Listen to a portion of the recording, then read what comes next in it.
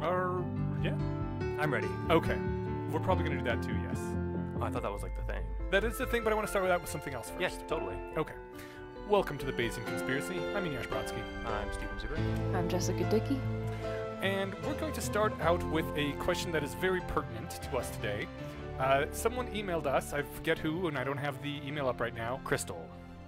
Was it Crystal? Do you know what email I'm about to quote? I assume so. Okay, the email said, "Who is Jess?" That's the one. Okay. Yeah. Oh, we're going to start out with this, okay. We're going to start with saying, Jess, we finally made it official. You are actual third co-host now, for good. Like, no longer just this guest spot bullshit, show up if you want to. Now you're stuck with us. But Oh, no. welcome to the show. No, this is fun. Thank you. Yeah, I'm really happy about this. Yeah, and so who are you? My background, I'm from New Jersey, and I used to attend the Philadelphia Less Wrong meetups. Now that I'm in Denver, I'm attending these Denver ones. My work background is really varied. I just have lots of interests. So I have a Bachelor of Arts. I used to make soap. Like, if you know the company Lush, I did like something similar with handmade soap, lotions, bath salts. All I could think of was Fight Club. I actually quit because the manager and the director of the place were really scary. I loved making the products, and Oof. I also worked for a restaurant as a sous chef for a bit, and then I spent 6 years in game design. I was working on mobile and web games for Microsoft, Disney, and then I was in a startup. And most recently I was a librarian, and now I just graduated from a clinical research school, and I'm interning at a clinical research facility here in Denver, and I'm hoping to get hired soon as a clinical research coordinator. That is a lot. I'm not sure exactly where to start. Let's start with, how did you get into this whole rationality thing? Well, like a lot of people, I found out about it from Methods of Rationality. Shout out. For starters, how did you find about Methods of Rationality? Actually, I was a really big fan of the Skeptic's Guide to the Universe podcast, and one of the co-hosts mentioned it in the notes at one point. They were used to have little recommendations of things to read. They're like, and then there's this weird rationalist Harry Potter fanfic that is really cool. I started reading it, and it was on fanfic.net, and I just assumed it was some smart-ass college kid writing it. And eventually I looked it up, and there was a Wikipedia, and it said it was Eliezer Yudkowsky, who I'd heard of in some other form, and I was like, wait a minute, why is this guy writing Harry Potter fanfic? I thought he was respectable. Last I heard, he's trying to save the world with robots or something, right? If you just from the tertiary point of view. No, I was like, this is awesome. Nice. I was actually more intellectuals should write Harry Potter fanfic. Hell yeah. I think that's his caption on TV tropes. It's like, "Dear God, the future of humanity is in the hands of someone who writes fan fiction." Really, everyone should write fan fiction at least once. Yeah. It's a wonderful thing to do. Worth a shot. Yeah. So you got into reading into the Harry Potter stuff, and then from there you found Less Wrong? Yeah, I found the sequences from the Methods of Rationality. I think he was directly linking, and some of the titles were directly based on the sequences. And at the time, I kind of was like, I love this fanfic. Wow, this is so nerdy and cool. And then I would jump over to the sequences and be like, I understand 20-30% of this. This is hard. I'm going to come back to this later. And went in and out of that and kind of just kept coming back to Less Wrong. And I felt like I was just absorbing more and more of it over time. Awesome. And I actually super got into Less Wrong after I started reading Gorn.net. Gorn is my hero, and actually has a lot to do with why I became interested in clinical research. Oh. With his N of 1 studies. Yeah, right. So, how long ago was this? I'm making a face. I don't remember. I don't know. I think it was maybe 2010, 2011 when I first found out about that. When did Methods of Rationality come out? Because it was that sounds about right. Yeah. It wrapped up in 2014, and there were a couple slow years. So it stopped for a while. It was so upsetting because I thought it was done. It's just most a great, fanfic got abandoned. Yeah. It's another one of those things where it's it's so cool, and then it's just they disappear, and you never hear from them again, and they never write anything again. Yeah. Please come back and write more. But yeah, that's it. I don't know. Wait, so God, I had a question, and it just completely spaced my mind because I was trying to figure out the timeline of Methods of Rationality. You nerd sniped me, damn it. I'm right there with you. I'm trying to think of years. I'm doing math in my head, and it's not adding up. No. I'm imagining that meme where it's a dog looking at different the Pythagorean theorem and some algebra. Steven's looking it up, huh? Yep. Nice. We're gonna solve this one. Excellent. Started February 28th, 2010. Okay. Oh, and it went through March 2015. No, not 14. That's right. Okay. Yeah, but it was March. It was Pi Day. Yeah, exactly. Neat. So yeah, you got into the rationality thing like really hard fast then. Sounds like. I guess I don't know how long Lesserong had been around before methods of rationality. Been a little while. Yeah. I mean, I think a lot of people actually jumped the bandwagon after methods of rationality, so I'm like right there with a lot of people. It's I think like a third of the community came from that. That was also kind of the point. Right. Yeah. I mean, I assume it was also fun at parts anyway, where it didn't feel like work writing it. But Yeah. I think that he said that was the reason for the big stop right near the 3/4 point. He just stopped being fun and started being work. Well, then we kind of all counted on him and I guess browbeat him into finishing it. So Yeah. Well, positive peer pressure is fantastic for motivation. Yeah. But you said you were in New Jersey then. How's the rationalist scene there? Oh, that's right. That was the question I was going to ask. People are always asking us, what the hell is rationality good for? Was there, like, changes to your life before, after? Was it any good for anything? Yeah, absolutely. It changed my career path recently. And before then, I found the Philadelphia Lesserong group. I don't know if there's anything in New Jersey. I think there's a group in Princeton, which is cool, but I didn't know about them, and I didn't actually end up hanging out with any of them before I moved, which is kind of a shame. But yeah, I made friends through the community. I met you guys through the community. Part of the reason why I moved here is because I met a bunch of cool people through rationality, so that was awesome. friendly reminder that you also made the art for our show. Oh yeah. Yeah. Yeah, and then I went to the Solstice in New York as well, and now I'm still Facebook friends with a bunch of people I met there, and that was really kind of formative. Awesome. That was 2 years ago? Mhm. Well, 2 and then 3 because I've been to 2 of them.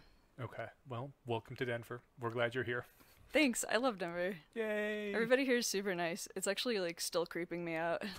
Really? The fact that I can just put my turn signal on and then people will let you into traffic is such a culture shock. Huh. I have a 60% success rate doing that. So I guess you're The lucky. fact that it happens at all is That's just fair. shocking to me. In New Jersey, people will just run you off the road. Yeah, How do you switch lanes? You just have to play chicken. Jesus. it really is a nightmare to drive in places where people are aggressive like that, which is I still see it on the highway basically every time I'm on the interstate, but people will just force their way up 40 feet so that you can't get over, but then they're only 40 feet closer to their destination than they would be otherwise. And that just drives me nuts. We're all in this together. We're all going to be on the highway for another hour. What time are you saving? What percentage of your trip? Nothing. And you just risk both of our lives. Maybe it's more fun. For them. That's The thing is, That's true. the other thing about the interstate system in Denver is that, when you enter the interstate, you usually have, it depends on the entrance, but a lot of them you have 800 feet to get to 70 and get on before you hit a brick wall and die. So Yeah. when people don't let you on the main exit that I get on, it's not life or death. I could just slam on brakes and stop on the shoulder, but Yeah. that sounds really stupid and dangerous. So people are weird. There's a few exits here in Denver that are just awfully designed. Done in the 70s before anyone knew anything about traffic or some shit. I don't know. Your roads here are so well designed compared to what I'm used to on the East Coast. Dude, 6th Avenue on Wadsworth. Oh, that is a terrible, terrible ramp. Take a weekend in Fort Collins, just an hour north of here. I have been to Fort Collins, they and do- actually it was fine. It seems like they spend everything on just keeping the roads super nice up there. Oh, But, okay. yeah. I thought you were going to talk shit. I was like, Oh, no. actually, no, I was No, able I- to get everywhere. It I was lived in great. Fort Collins for 25 years. It's great. Yeah. It's yeah, it was great. But I mentioned, just the roads are night and day. Yeah. This is Just obviously all the the highlight roads of the here. show. No, wait. All the roads here are really nice. I think a lot of it has to do with the fact that there's more space. I find driving really boring, and now there's podcasts and audiobooks. But when I was a teenager, the way I made it less boring was to race. Same. And yeah, I wasn't racing anyone in specific, but I was just how fast can I get there? What happens if I try to slalom through these cars? I And never had that mentality. I listened to a lot of Dragon Force while driving in my teens, and it would just be I did that too. pumped you up. yeah. But How did you do it? Not get all pumped up and want to race? No, I was still pumped up, but I was Oh. kind of envisioning killing demons with swords in my head and Ah. just driving normally. Okay. So I've always been paranoid about cars because they're, one of the main things that kill people. And also Yeah. 2 of my best friends were killed in a car accident Oh. when I was in my first year of college. Jesus. So even yeah. worse now. I'm just a very Right. defensive driver. Well, that's the way it should. That's the way that people should respond to cars. I have only recently, well, not recently, I guess, in the last 5 years, gotten really conservative with how I drive. just very I don't know, grandma style. Yeah. Good grandma driving, not like blind grandma driving. Like I was kind of like, I let everybody in. I'm in no rush. I never gun it, you know, unless I'm trying to dodge something or make it, you know, hit the speed on the interstate or something. But yeah, I delivered pizzas through college and then drove a lot for my last job, and I just totally burned out on road rage. I realized the difference between raging the whole time and not was like 3 minutes, and I'm like, it's not worth it. it makes like no difference. Like Yeah. the people that speed make me so upset because I'm like, you're gonna get where you're going maybe like 5 minutes earlier than you would have. Just calm down. It's not worth it. It's not worth the risk to your life and other people's lives and property damage, and just why are you doing this to yourself and everyone? I just thought it was more fun. The cops finally beat it out of me with enough tickets. I got one big ticket at some point, and it was a drag. I had 4 big tickets, and after the 4th one, I was like, I just cannot afford this Except for anymore. the 5th one, they probably take your license away. You only get so many speeding tickets. Well, before they... it wasn't all in one year. Oh, okay. But I mean, it got to the point where if there were people driving behind me and they, you know how there's the posts on the road sometimes holding up the side railing, and if there's a car like driving through that and the headlights go through the posts so like it flickers, it kind of looked like cop lights flickering, and like my adrenaline would spike and my heart rate would go up, and I was like, this is no good. I can't do this anymore. Yeah, the worst ticket I got was when I was driving to college eating a banana, and a state trooper pulled me over and was like, "Ha, distracted driving." I was like, "But I didn't eat breakfast." Banana. And then he's like, "Oh, you know what? You've got a little stuffed cat on your dashboard. That's obstructed vision, so I'm gonna have to write you up for that too." Was he just fucking with you? No, he actually gave me a ticket for it, and I just drove to college really mad. What the fuck? It was also, I should mention, a cop that hit my friends and killed them in that car accident. So like, I don't love cops. Did you... That particular cop should be like... Not a cop. I was going to say worse things, but then I was like, I shouldn't say worse things. But I think not a cop is a at fair the way to put very it. least not a cop, and probably spend some time in jail or some shit. This guy sounds awful. It was not the same cop. I should maybe point that out. Oh, I thought you said that it was. No, I said Okay. it was like also a cop. That, I thought you said it yeah. was also the cop. Yeah. Okay. No, it's just I've had bad experiences. Yeah, with no, cops, totally. Which I think a lot of people have had, but Mine's been mixed. I mean, obviously my selection is biased. I've had cops pull me over like desperate to give me a ticket, but then they couldn't. And then I've had cops that totally could, and I was apologetic and stupid. And you know, like there was one time I was driving my mom's car, and I had like 3 other people in the car, and one was my twin brother in the back seat. And we get pulled over because I thought that the left lane was like a go through the light lane, not a left turn only. Well, it was left turn only, so I go blazing into oncoming traffic. And then the guy that I kind of cut off to, you know, save everyone's lives, he just pulls over immediately to let the cop behind him pull me over before his lights were even on. Okay. And then the guy Yeah. comes out, and he was like, and I explained to him what happened, and you know, whatever. And I couldn't find the registration. Someone in the car was calling my mom because I couldn't find it. Like, it's not my car, it's my mom's. She knows we have it. I'm just trying to find it. And so I hand him my license, and he looks at it. He's just like, "How do I know this is you?" And I'm like, "Blink, because I look like the guy in the picture." Like, I thought that's why they had pictures. And he's like, I was always so worried that someone's gonna ask that question, like, "Prove this is you in your ID," and it's like, do you want to take my like DNA? I don't know. yeah, there's literally nothing. You can ask me a survey of the information on the license, or you can look at the picture and look at me. I changed But- my hair a lot, That's- so I always look different in licenses. But the funny thing was, I told him, I was like, because I look like the guy in the picture, and he's like, "Well, you know, someone else could look like the guy in the picture." And I was like, "I guess just my twin brother." And I point to the back seat, and he's like, "Oh, you got a twin?" And he leans in with the flashlight, and he didn't give me a ticket, but it was I think it was jovial enough where he could have, and it wasn't like I was being, I don't know, it was reckless through like I don't know what do you call it. It wasn't like reckless endangerment. It was Right, just right. like I misread the lines, whatever. Yeah. But yeah, Mild incompetence. there you go. Yeah, if mild incompetence was a ticketable offense, nobody'd be driving. So No. Yeah, I think we talked about this before. Like, I'm kind of on board with Steven where, like, I don't hate cops, though. Just, I feel like I kind of was just really negative about cops for no reason there. But, like, I also was a volunteer EMT for a while. I worked pretty closely with cops. There are good cops. It just tends to be one of those careers where you can attract some really awful people who want to abuse power, just like politics. and then I But- think per Eneasz's point on that he made that I think swayed me a bit was like the fact that the institution doesn't shut that shit down really is reflective on the Oh, yeah. the institution as a whole. Individual officers vary, you know, their mileage may vary, but yeah, I mean the fact that, you know, people can do horrendous things and be caught and they get you know, the joke is they get a paid vacation, but often that's the case, or they get, you know, no punishment or whatever. I'm not sure what happened to that woman who went into the wrong apartment and killed that dude, what, a few months ago? Right, yeah. But, you know, that sort of thing happens not that infrequently, and I don't know, it's like Trumpian to say, like, hey, you know, if you're investigating us, let me provide you, you know, the opposite of, like, kind of what the administration does, right? Where it's like, if you have integrity and you want to actually do the right thing, you say, let me provide you everything we've got. I want the responsible parties sacked as well. This has been terrible. But instead, you know, you hide stuff, you lie, you delete footage, whatever. Yeah, if you're doing that sort of stuff, you're not on the up and up. No. The cop, singular, who killed my friends, was on suicide watch, was doing 70 miles per hour on a 35-mile-per-hour road, and ran a red light, supposedly chasing someone, and then just hit them, drove their car into another car, and also, like, really seriously injured a dad and his kids in the other van. And then he just kind of got off with a little slap on the wrist. And everybody was like, oh, that poor cop. I was working for someone at the time who was, like, friends with this cop and was like, that poor man, he didn't deserve to have such a terrible thing happen to him. And I'd quit. Yeah. I had to quit that job. After you killed your coworker, or? No, after that, Oh, I made a joke that your coworker didn't get away from this without getting, like, hot coffee splashed on their face or something. Yeah. Actually, it was a coffee shop. Huh. I was working with a lot of coffee grinders, and I was just kind of like... Lucky you had self-control. This coffee is you. No. Yeah, no. I probably have more self-control than I should, because I should have actually, like, talked back to her, but instead I just quietly fumed and then just quit for no reason. Better than what I could have done. Yeah, there's a line, I guess the, you know, Aristotelian golden mean between, like, you know, savagely murdering them on the spot and not doing anything. Yeah. But or just calling them out. Yeah, you if could I just say, had more fuck self-esteem, you, and I could here's have been why. like, Yeah. Fuck you, I'm quitting because you're a jerk. But that level of confidence is hard to get to. And, you know, it's the kind of thing you think of to say later, right? So. I know. Yeah. There's been a number of times I regretted not saying something in my life. Oh, that's, I think, like, super typical, right? Yeah. I think there's even a word for it. There's a word for everything in German, but, like, staircase wit is what they call it. It's whatever the translation is.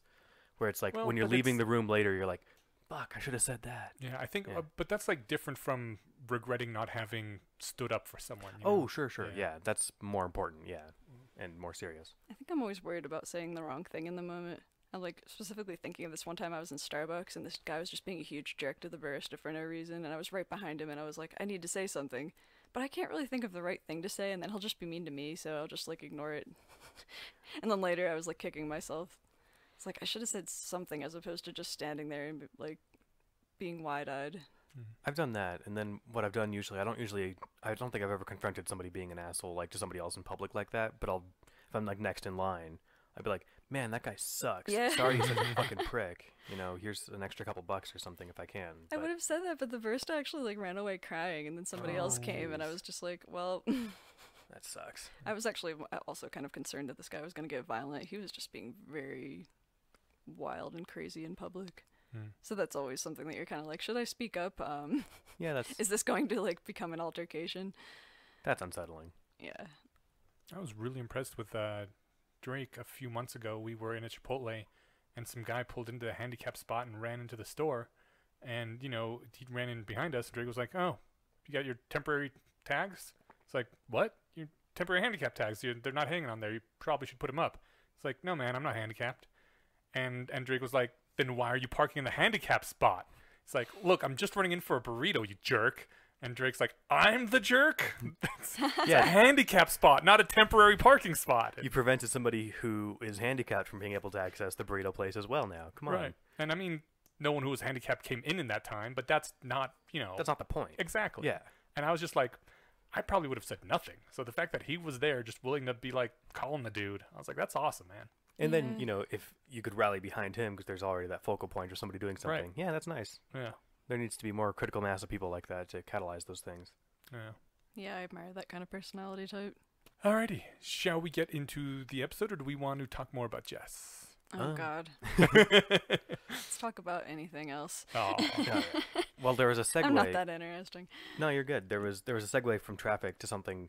We got a question a while ago, and I maybe there's a way to do a whole episode on it that wouldn't be just super meandery, but what I've been trying to do is just plug it every time I can think of something, which is like, how do you do rationality in your day-to-day life?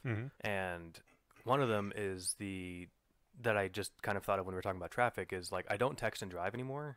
And only for a while would like, do it while actually moving, but I do it at stoplights or at stop signs. And then the light turns, and then you're doing it for the first. Exactly, for the first few seconds. Those are kind of critical. So it's just one of those things like I feel perfectly safe. I feel like I'm in charge and that I'm cognizant of everything, but everybody feels that. Well, I'm assuming most people feel that way behind the wheel, right? No one's like, I have no idea what I'm doing, but I'm Snapchatting or whatever. Self-reports as being a good driver. Right. But obviously there's like a scale of drivers. I don't. I've been told by enough people that I drive like an asshole that I fully admit that I'm probably a bad driver and I drive like an asshole. I think bad driver and asshole driver, like how many accidents have you been in / caused? Caused? I think I rear-ended a person one time. And you've been driving for like 20 years? Yeah. I think that's a fair record. But I mean, like, I drove into a tree once, and no, I rear-ended 2 people. One time, though, it was just like on massive ice, and oh, that's nobody's fault. I suppose I could have driven more carefully, right? But meh. I just started. I hit, pushed my brakes, and my car just didn't stop, and I was like, well, I guess I'm going in that guy's bumper. Yeah, no, it happens. That's how my last car got totaled. Was the guy hit me? Was a perfect gentleman about it, though, and his car was fine. He drove I think it was a 2015 Forester, and like it might have cracked his license plate cover. So now that's what Rachel drives. I'm super happy that she's safe in there. So, but the reason I brought up cars was that I trust the numbers that people aren't safe when texting and driving. And so I will occasionally do it at stoplights, but if the light turns green, I set it down where I can't see it before I like hit the gas. Cool. So I don't finish, I don't do whatever. But it's just what am I trying to say? I'm accepting the numbers over my own judgment because I know my judgment there is flawed. So just the capacity to do that is kind of an example. This is, we were just talking methods of rationality too. Sort of that. What is? The methods of rationality, or all the little things that Harry's constantly monologuing about in the story are largely things people can do in their day-to-day lives. Not privileging hypothesis, actually stopping and analyzing the problem for 5 minutes before trying to solve it. Yeah, I've taken a lot of that to heart. Yeah, Rationality differently made like a pretty big impact on my life, where actually going to my Philadelphia Less Wrong meetup, I was talking about like we'd had a bunch of calibration meetups. Especially on New Year's, we would do like the whole let's make predictions on various like political and like world news things, and then we'll like calibrate them next year. And I was told by like my group leader, I don't know, we don't have titles, but the guy who organizes the meetups was like, oh, you actually seem like you're like kind of pathologically underconfident. And I was like, no, I'm not. And then like I like thought about it. I did a bunch of decision advisor stuff. I'm gonna plug Decision Advisor again. I love them. And I was like, oh yeah, I'm super underconfident in like everything in my life actually, and this is actually a cognitive bias. I always thought of it as being like a rational underconfidence, because I was like, everybody else in the world's super overconfident, but I'll be more successful than everybody if I'm underconfident about everything. Turns out that there's like a happy medium. Yeah. So I've been trying to take more risks lately. I've actually been making monetary bets with people about things to try to calibrate better, and it's actually made like a pretty big difference in a lot of regions of my life. $5 awesome. Say your prediction estimates don't go up in the next year. I don't know. Take you up on that. That's really cool. All right, now you get to plug one, Eneasz. What do you do rationally that makes you not better than, superior? No, hold on. How are you better than the Muggles? That's what I was going to jokingly say, and then I was jokingly running with synonyms to better. But what do you do to try to better your own cognition and decision making, or why do you care about rationality? Why do you read this stuff? Why are you? You should come back to me. All right, on this one if you want. Yeah. I'd say one thing that I've observed is that I don't know if that's, maybe. Like, the other thing that I kind of got was, it's one of the jokier posts, but I think the message is one of the most, like, succinct in all the sequences. I think it was use the try harder, Luke. Yeah. Which is where, good one. It's like a joking version of the script where Yoda's trying to instruct Luke to raise the X-Wing out of the swamp. And Luke is like, I can't do it, meh, and stomps off in the movies. But in this little script, he's like, okay, well, this senior of 900 years just told me I should be able to do it. I'll actually try. And he was like, no, don't try, just do it. And that mentality of like, I don't know, shut up and actually try. Yeah. There's another post, shut up and do the impossible, which is awesome and inspiring. But I think the easier version of that and much more attainable to the average person is just shut up and try. Yeah. Like whatever the thing is. I mean, that was the main thing for me when I started doing software stuff was I just assumed it was too hard. And I was like, well, I never actually looked into it. and a friend sent me a Python tutorial, and it's like, oh, this is like written in English. I thought it was like all ones and zeros and like special characters and stuff. Oh. Like in the movies. That was literally everything I knew about programming. Okay. Yeah. So how do you hack into the mainframe? yeah, exactly. And do you always have to be like, I'm in? Yeah, and you've got it. Your fingers got to be going really fast. Yeah. You don't just call them and like ask, or you don't like Facebook stalk them and find out the name of their pet or something. It's kind of a mini game where you have to type faster than the security guy on the other side. Yeah, that's the other thing too that I always liked. But like if you have your own private server for whatever reason, and you notice like some sort of DDoS or some sort of traffic influx that's weird, the best security is you can just run over and unplug it. Yeah. Like you don't sit there and like, oh my god, what's happening? You're like, oh fuck this, and turn the power off, and you don't lose anything. So that's I think how a real hacker would win 10 times out of 10. Anyway, yeah. So just try and do stuff, and so It is a really good one. it is, Yeah. and I mean some things are prohibitively expensive, but not. I don't know of anything that's too hard to like sample that's Yeah. super cheap, right?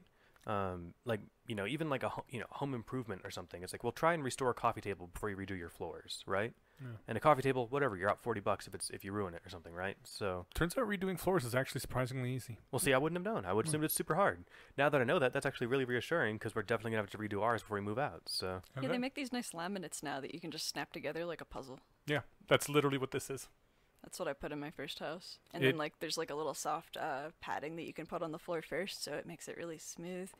I heard a guy, an installer, talking at the Home Depot while I was shopping for them to another guy where he was like, yeah, one of my clients saw me putting this in, and used to be, you had to do glue and gun staples and all this other stuff, and they saw me putting this stuff in, and they're like, I could just do that myself.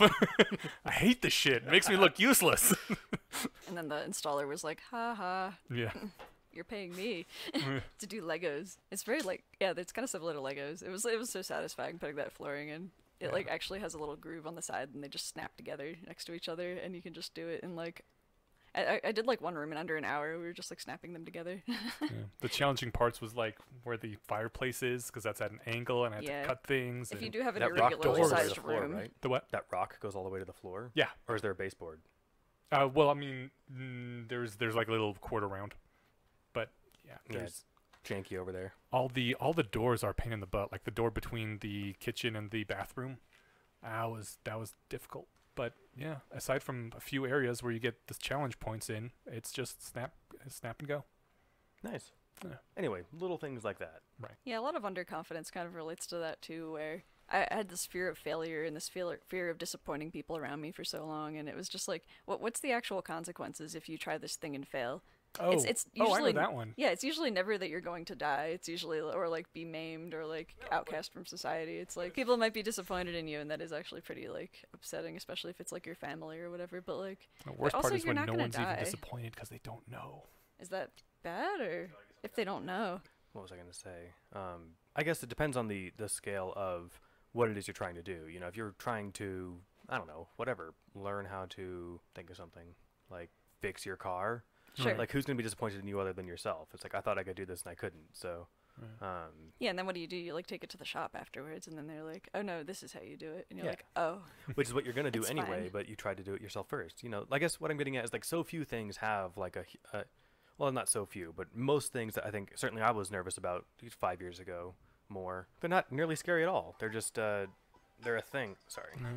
I'm going to skip this one because that noise was, I'm doing I've got a twin brother. We've been doing longitudinal twin studies since we were like really small. Yeah. Cool. They sent us each a phone, and it beeps us 3 times a day. And it's basically this one's studying like, all right, how stressed were you since the last survey 2 hours ago?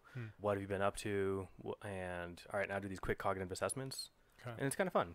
Cool. I like doing these things because I always love seeing the like, oh, this such and such is X% inheritable.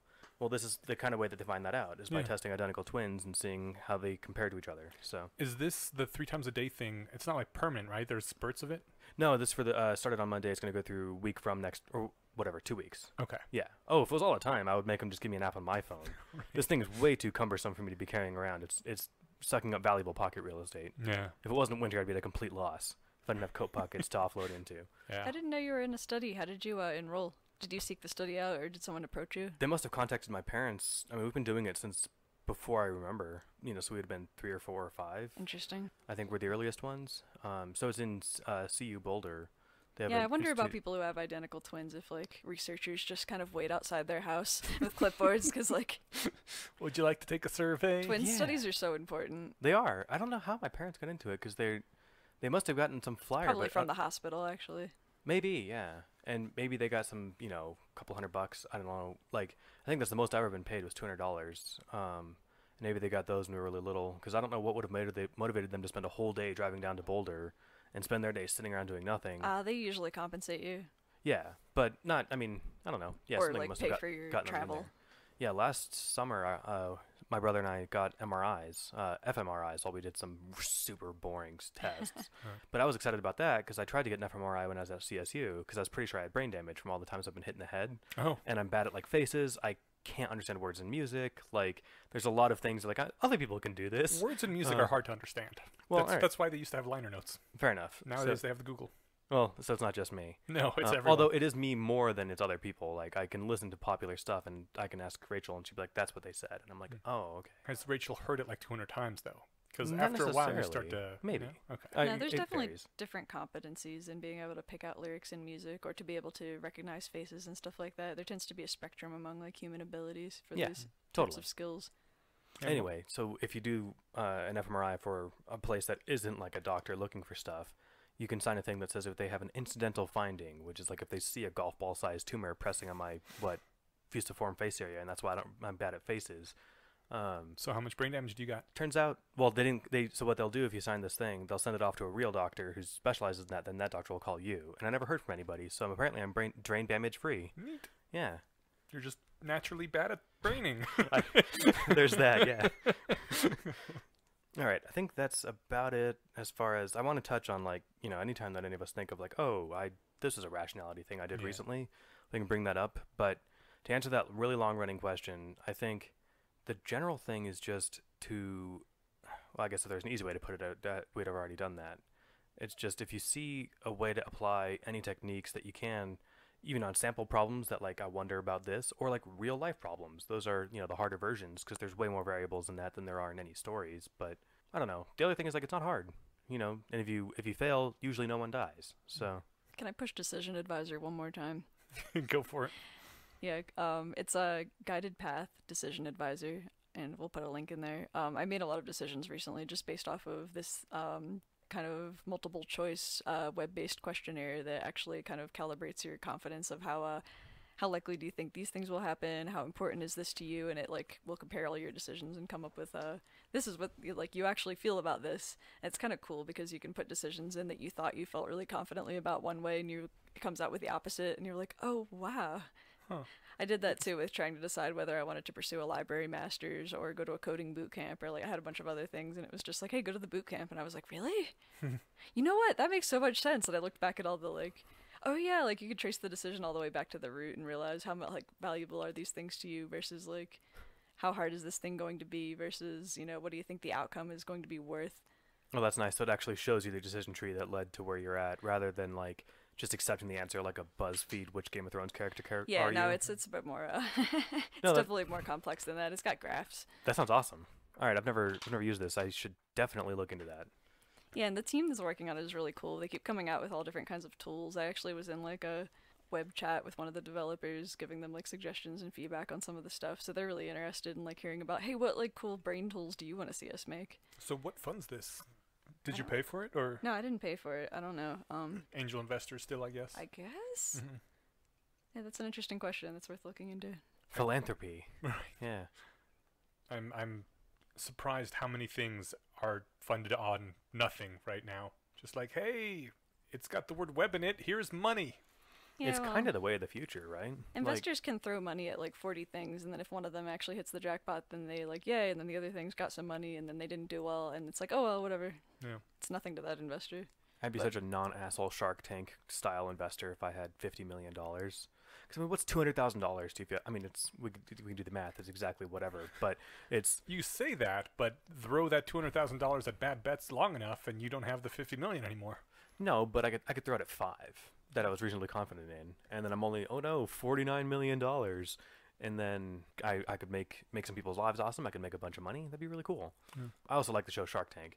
What was I going to say about the decision tree thing? Oh, a lot of stuff is free. You know, most podcasts, Right. especially most of the content that most podcasts make. But I mean, most podcasts are basically like a gift to the listening community, right? Right. But I mean, even most apps. I guess maybe not most, but most apps on anybody's phone. They're free with quotation marks. Like Exactly. Yeah. they've got ads in them. They've got ads, and then they've got paid versions that are leveled up versions of Yeah. whatever. But if they're awesome enough, like Apollo for iOS, I'll throw him a buck every couple months just because it's awesome. Yeah. I like to throw a few bucks at Pokemon Go every so often because I've gotten a lot of like play hours out of this game and it's free and it's like I'll just buy some Pokeballs, whatever. Like I kind of want to give back to this development team. I've been playing this game longer than a You lot realize of they're not console hurting games. for money. Yeah, and you're the first person I've ever heard who said that. No, but I like to. I don't care No if somebody judgment. is making a lot of money off of something or not. But it's like, you know, if I'm getting a lot of value out of this thing, I'll give them some money. No, that's fair. That's nice. Yeah, I was playing some free game that I think is just one developer, and it's just some little kind of like clan beat up thing. It's not Clash of Clans. It's like little turn-based game, Mm-hmm. and you get the full game, but there's unlockable other tribes to play as. So I like bought one of those just to like, hey, this is fun. I spent 10 hours doing this. Here's a buck. Pokemon Go, I played for like the first year. The thing is, when it launched, it was such garbage. And if they'd hold on to it for like 6 more months and actually like No, that's how you have to tried develop. it's not. You can like a lot of this. I've made web games. That's fair, and maybe I'm being I know, too maybe harsh, mobile but I games. just know that like a lot of the stuff was, it was still like in version 0 point something because it was still like technically in beta for like a year. Well, that's part of how you get your data on what people want and like what the bugs are and so forth and so on. I mean, you can kind of do like a QA team for a while, but No, that's fair. You make a compelling point that maybe I'm being too harsh on them, but I did just buy $2 worth of stuff last month, and that's the first money I've ever spent on it. So yeah, I mean, They got I'm something out not of saying me. I've like thrown a lot of money at them. I'm saying every so often I will throw them a few bucks, that's nice. which again is partially just because I have made mobile games. I've also waitressed, so like when I go out to a restaurant, I will give people like a 20 to 25% tip because I'm like, yeah, I've been there, buddy. I basically do not play free games because they're always like trying to suck money out of you with these. It's so annoying to me that the game is a vehicle for trying to sell you things as opposed to being an actual game. Yeah. I'm like, I would like to pay you money for your game. Please give me an actual game. And even AAA games are doing that shit now. Yeah. Like the first game I got hosed on really hard was Destiny a couple years ago. Mm-hmm. And that game, it came out. The campaign was like 13 hours. I beat it in 2 days. I was pretty bummed. And then the multiplayer is just nonstop grind. And then they did like raids where you could farm for like better gear, so you could level up a little bit and fight more like stronger other real people. And then they had, I think, $60 worth of DLCs for that game. And then I think another $30 like expansion that wasn't included. This game ended up being like $150. And then games like God of War, I don't think there's not even DLC for God of War. And that game was outstanding.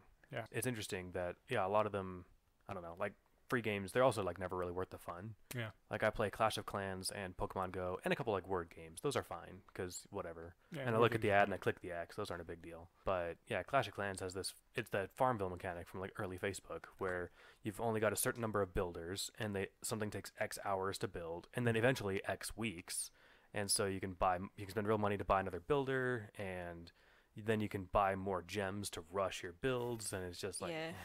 So the reason I quit the game design industry was because over a period of 6 years, I watched the industry turned from let's make a cool game with good art and good mechanics that people will enjoy to let's make people addicted to this game, kind of monetize this kind of slot machine mentality, and then just like release microtransactions.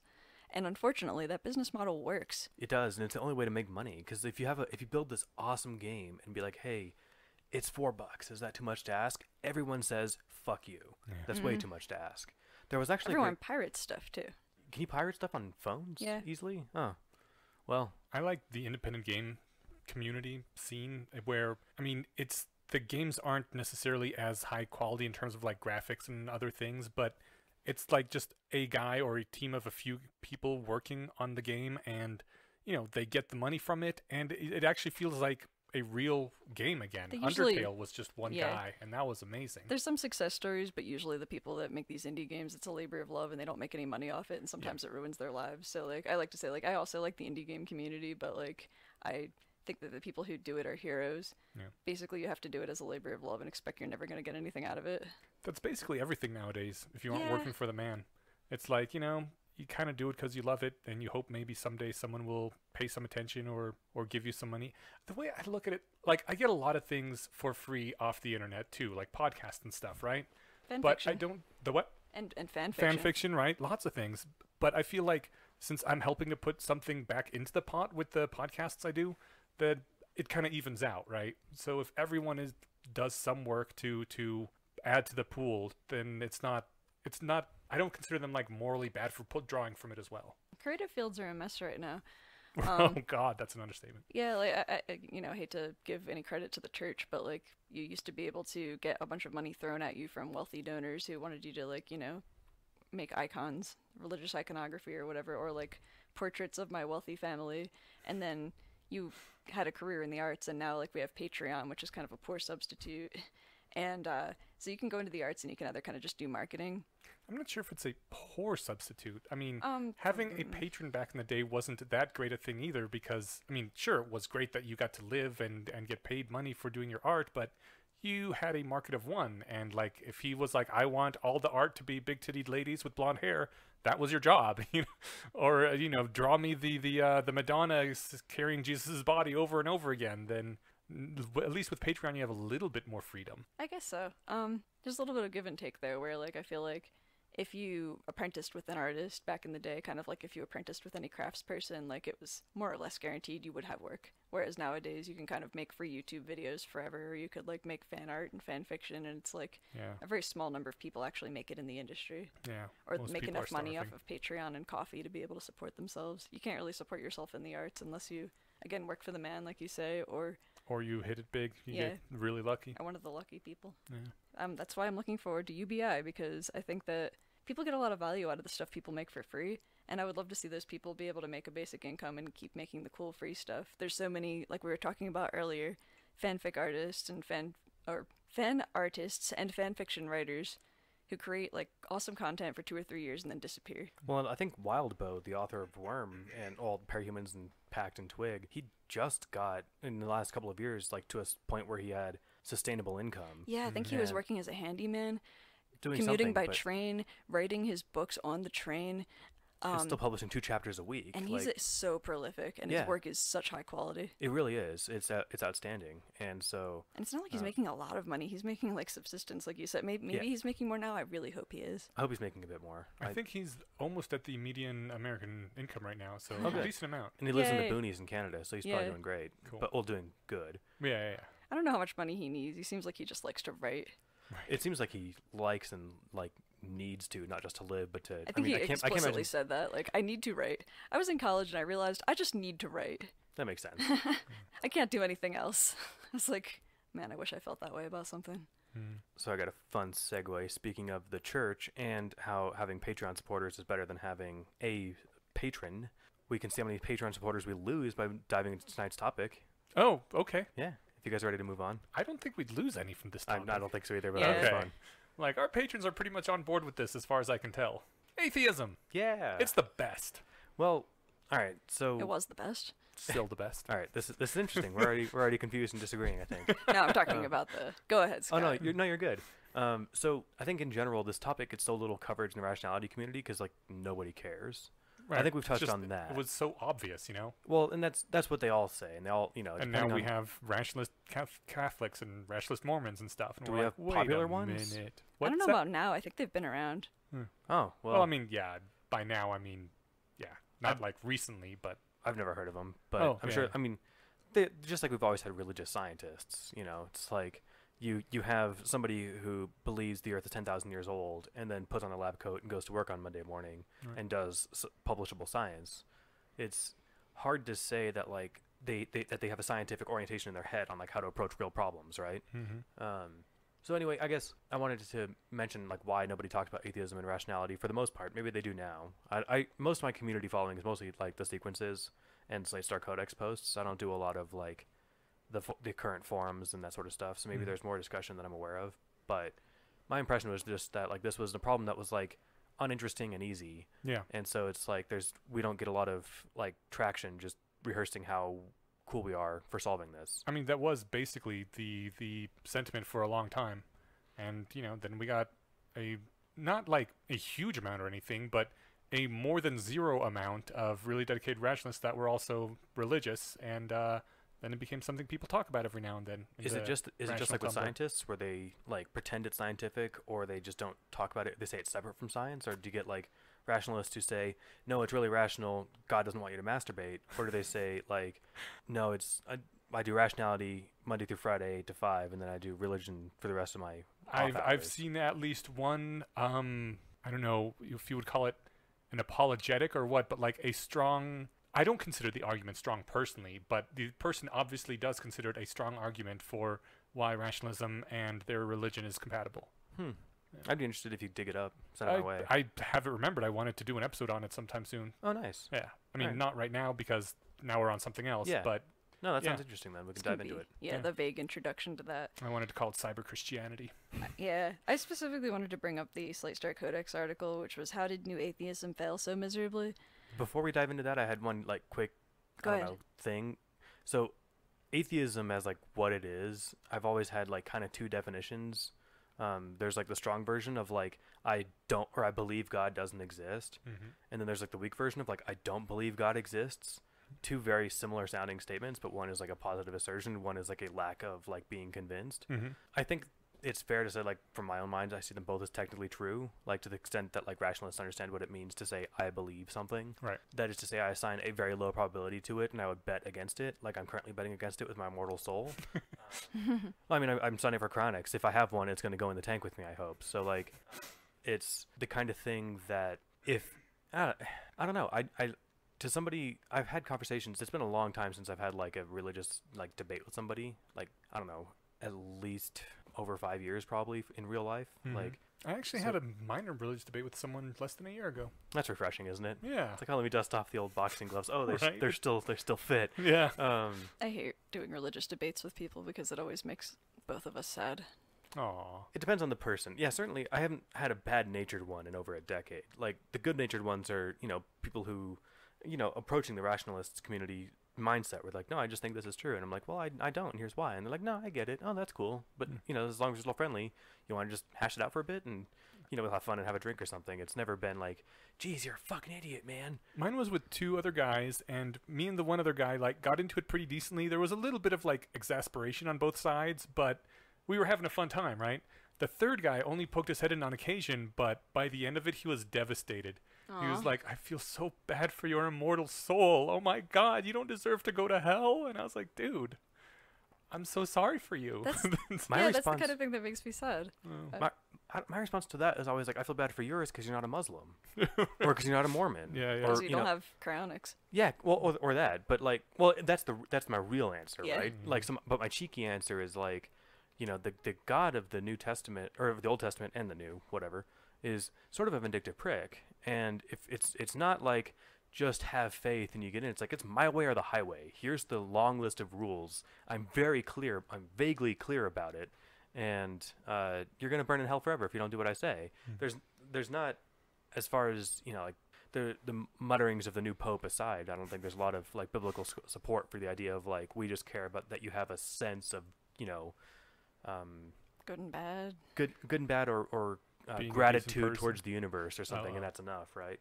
It's Oh, I Uh, have so much gratitude towards the universe. Not Yeah. that I think the universe is like sentient or anything, but it's like, wow, it's really cool that I exist. yeah. No, Dan Dennett talks about that a lot, and Yeah. I think we'll talk about that. Yeah, we're gonna dive into the New Atheists, if you want, if you guys are ready.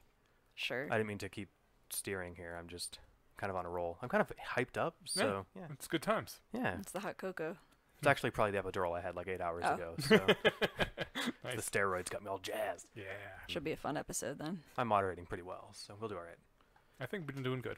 Good. If my speech goes too fast, let me know. We'll just slow you down in post. If only it was that easy. I know. So you had a thing you were bringing up. Yeah. Pull up the title again. Yeah, the title of the Slate Star Codex, I can't talk either, post was "How did New Atheism Fail So Miserably?" And I was thinking about it recently because I recently reread The God Delusion, which I remember really enjoying when I first read it. And I kind of came back to it because I was like, I remember the arguments in this being so good. and I kind of reread it, and I was like, these are still good arguments, but like, I don't know, like, whatever happened to all of this? And I remembered this article too, and I went back and reread it, and I kind of like just started getting really upset. So what is the central thrust of the article? Kind of like, as you can, imagine from the title, New Atheism was a thing. It was in the media. The Four Horsemen were writing books, and it seemed like at the time, like I was in college and I was really idealistic, and I was like, yeah, science is like improving the world, and these new atheists are out in public, and this is just going to be like the way of the future. And then like it just disappeared in the past, like, what, 5 years? I mean, I think he has a very good explanation for that, which I agree with and which we can go into, but I never thought that. Like, I mean, I was an atheist before it was cool. But That's hipster. yeah, seriously. No, but I mean, like, before any of the new atheism thing broke, it was already brewing online for years before that, right? And I was part of that whole scene. I listened to Jeff D on the Nonprofits, which later became the Atheist Community of Austin, and that was a cool scene. I mean, there was a whole thing. I listened to the Infidel guy. Man, Reggie, that takes me back. This was before they had like Reddit and other places to gather, so everyone had their own like website and forums that you would go onto and Those argue were with Christians. kind of the days. Yeah, but the thing is, like, I never really had any delusions that the mass of the world would come over to atheism in my lifetime. In my lifetime, meaning in the next, 60 years or something. I obviously hope to have a very long lifetime, but colloquially using that term, I was like, yeah, all I'm trying to do is gain some acceptance for my tribe so that we can actually hold office openly and not be spat upon and not be the most hated minority in the country. That's what I'm going for. That's what I want. And I think we won that pretty damn hard. And all the people who were like, yeah, atheism's going to take over. We're going to be the new Christianity and the whole country's going to get rational. I was like, are you fucking kidding me? Have you met the average human? That's never going to happen. All I want is some semblance of like respect and rights. It's interesting. I remember. Let me adopt a kid, Was that a thing? I'm sure it was. Oh yeah, Wow. dude, it was a big thing. It was as bad That was as a dumb question. It's I as realize bad now. as letting a homosexual adopt a kid. They're going to pervert them and turn them into their godless, evil ways. Their That little seems like so gay long atheist ago, child. but Right. that seems like so long ago. But every year in Trump years feels like 10 years. Right. So like this feels like 30 years ago, but it I was know. like 10. Yeah. I remember during the Bush era, like that was like the what was the quote that the secretary or the press secretary put out? That was like the reality-based community or something, which is kind of a weird. Yeah, weird. I think we're all kind of reality-based community people, as opposed to your fantasy-based community. But yeah, it was the push of, like you said, I remember this was like all the surveys and stuff that were in all these new atheist books of, look, 2% or what was it? 10% of people said they'd vote for an atheist or something. And it was like, this was like in 2003, and it was like 3 times less than the number of people who'd say they'd vote for a Muslim president. Not to say that voting for a Muslim president is a bad idea, but across the average American, the average post 9/11 American, they were like, I'd rather have a Muslim in the White House than an atheist. Yeah. And we've crossed that line recently in the last 2 years. We're finally less unpopular than Muslims. Yay! Right? Well, has Muslim My popularity job gone down, here or is done. has Muslim popularity gone down to meet us, or did we just go above where they were at? I haven't think it checked was the numbers. both. That's a drag. I'd like the numbers just to keep going up for Right. everybody, but whatever. As far as like the God Delusion, that was the first one I read, and I think I went over my like religious background on the show where way back in the day, but the real short version is that I sort of believed tacitly, like you kind of believe everything your parents tell you. I used the analogy of like believing that Japan existed. Right. Like I'd never been there. I'd seen it on TV. People told me it was real. It's in books. Yeah, exactly. And so that was sort of my take on religious claims. And it just turned out, like in my early and mid-teens, they sort of fell apart under scrutiny. Actually catalyzed by George Carlin. He was like the first public person I saw who was like making fun of religion. And I was like, I thought just everybody bought into this. Turns out they don't. The God Delusion was, I haven't read it, since it was relatively new. I imagine it wouldn't be as much fun. I think it's interesting too, and I want to caveat, I've mentioned this before, but Dawkins in that book is like at his most grumpy. Which still is not very grumpy. No, he's still nice. I mean, his most grumpy, I think, is his Twitter more recently. That's fair. I should mention his grumpiest book. Twitter destroys everybody's brain. I think that's Yeah. fair. That said, Sam Harris just had the CEO of Twitter on his podcast, and they talk about that a little bit. And then he just had Stephen Fry on earlier this week, or last week. I listened to most of that one, but it was so depressing I had to stop. It was pretty depressing. Stephen Fry is a really jovial dude, and it was a pretty bummier episode. But you mentioned the Four Horsemen. They had this 2-hour conversation that they had on YouTube that's still out there for free. But they're releasing, I think the Richard Dawkins Foundation for Science and Reason and is it Center for Inquiry are like now one big whatever organization. Oh, we should quickly interject for anyone who doesn't know. The Four Horsemen of New Atheism were... I was going to get there. Oh, okay, sorry. No, that's totally fine. I was going to mention that there's a transcript of this 2-hour conversation that's coming out in book form. Okay. Yeah, but the Four Horsemen. R-Docs, as R-Docs? Richard Dawkins. Nice. Yeah, Richard Dawkins, Daniel Dennett, Sam Harris, and Christopher Hitchens. They were the first 4 really big people that came out and sort of led the movement after 9/11. Yeah. They were the really, like, prominent ones. There were a bunch of other atheists, and actually a bunch of people kind of brought up how annoying it was that people only wanted to focus on these, like, old white intellectuals when there were a bunch of queer people and people of color and so forth and so on blogging about this stuff. But anyway. Harris wasn't even old yet. Yeah, he was like point. 40. Well, yeah, he was he was the baby of the group. He was. But certainly it's been a conversation for a while. I think what set them apart is they all had best-selling books on the subject. And so I think I get where the Slate Star Codex post talks about how the movement failed, but it did accomplish a lot of stuff. And like it's not like these people made a lot of noise and then everyone hated them and they shut up forever. Like they made a lot of noise, wrote books, made a fortune on the subject, or whatever, made real money on the subject, and helped change the culture a little bit. Yeah. I mean, nowadays everyone knows someone who's an atheist. Do they? Maybe. I think so. Even like, there's even people in the Deep South that like will be on YouTube and they're like, I'm all about my guns and my beer, but you know, I'm not necessarily into this church thing, and that's all right. And I'm like, that's pretty cool. Yeah, and you know, they all talk about that whenever the their books come up or something, that they still get people writing in being like, hey, I just came across the end of faith. I live in Pakistan. This just changed my life. So the content still reaches people, and what I like about their approaches is that they all really had different ways of analyzing this whole thing. Richard Dawkins came at it from the point of view of a disgruntled scientist who couldn't believe after like 60 years he still had to argue that evolution was real. Yeah, specifically an evolutionary biologist. Yeah, and so his thing was just like, wait, you guys don't believe it because of your religion? Well, that's fucking dumb, right? Wait, you don't think so? Okay, well, geez, fine. So the God delusion is him just like grumpily arguing, like making, and again, he's a light, cheerful person for the most part. The book is actually very poetic. It is. A lot of that, like, what I really liked about Dawkins back in the day was that he used to write in this kind of, like, almost a poetic language where even in The God Delusion, he would wax poetic about evolution and science, and, like, there were just these great quotes that you could pull from it that made you feel kind of hopeful and optimistic about the world. Well, according to Stephen, who's read some of his other books, like all his books are like that, right? Yeah, not the Grand Design, that's Stephen Hawking. The Greatest Show on Earth. Greatest Show on Earth. But Unweaving the Rainbow is the one I always plug. Great, yeah. So the last chapter, I think, of The God Delusion is what it's called. Something, the word burqa is in the title, but he's trying to just sell, like, he's trying to challenge the position that, like, oh, the scientific worldview is bleak and annoying, and really only the religious view offers anything worth, being happy about and being inspired by. And he was like, check this out. And he uses this metaphor of, like, a burqa with, like, a 1-inch slit that, that's all you can see the world in. And so he's like, all right, cool. Well, just imagine, like, that's the band of visible light, that 1 inch. The actual perceptible light waves go up for miles and go down miles past what you can see. The world is so much grander than you're just aware of through the little lens that you have.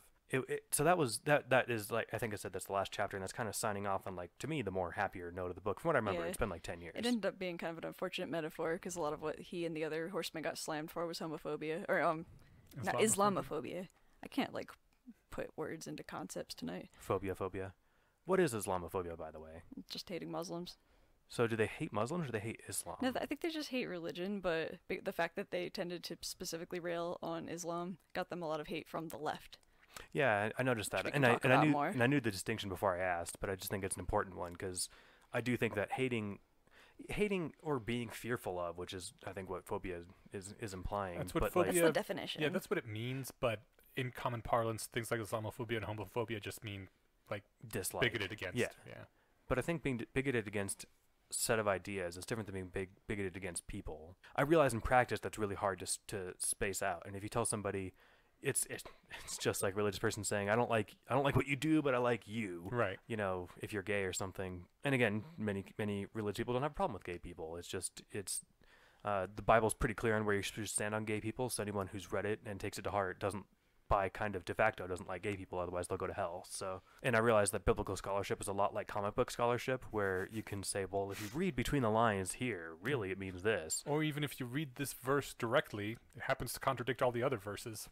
Yeah, all the other verses. Right. Yeah, there's this was back in the days when I was, having fun arguing. There was like a paraphrased Bible that just highlighted the crazy shit. There's all kinds of online interactive things that just show contradictions, like direct ones. And they have like a line with a chapter and verse, and then they have like a line at later on where it says the exact opposite. Yeah. Oh man, I'm just reminded of I was like a dick when I was first coming out as an atheist, and I did this thing where I pulled a bunch of facts from the Bible about Easter that were all contradictory, and I was like, "Hey family, do you want to do a quiz?" Yeah, okay, you remember the Easter challenge? I did that to my family. My sister cried. Why would she cry? Because like she thought that I was actually like coming back to the faith, and then like I was like, "Haha, I played a joke on you." Oh, they're all correct. What's the Easter challenge?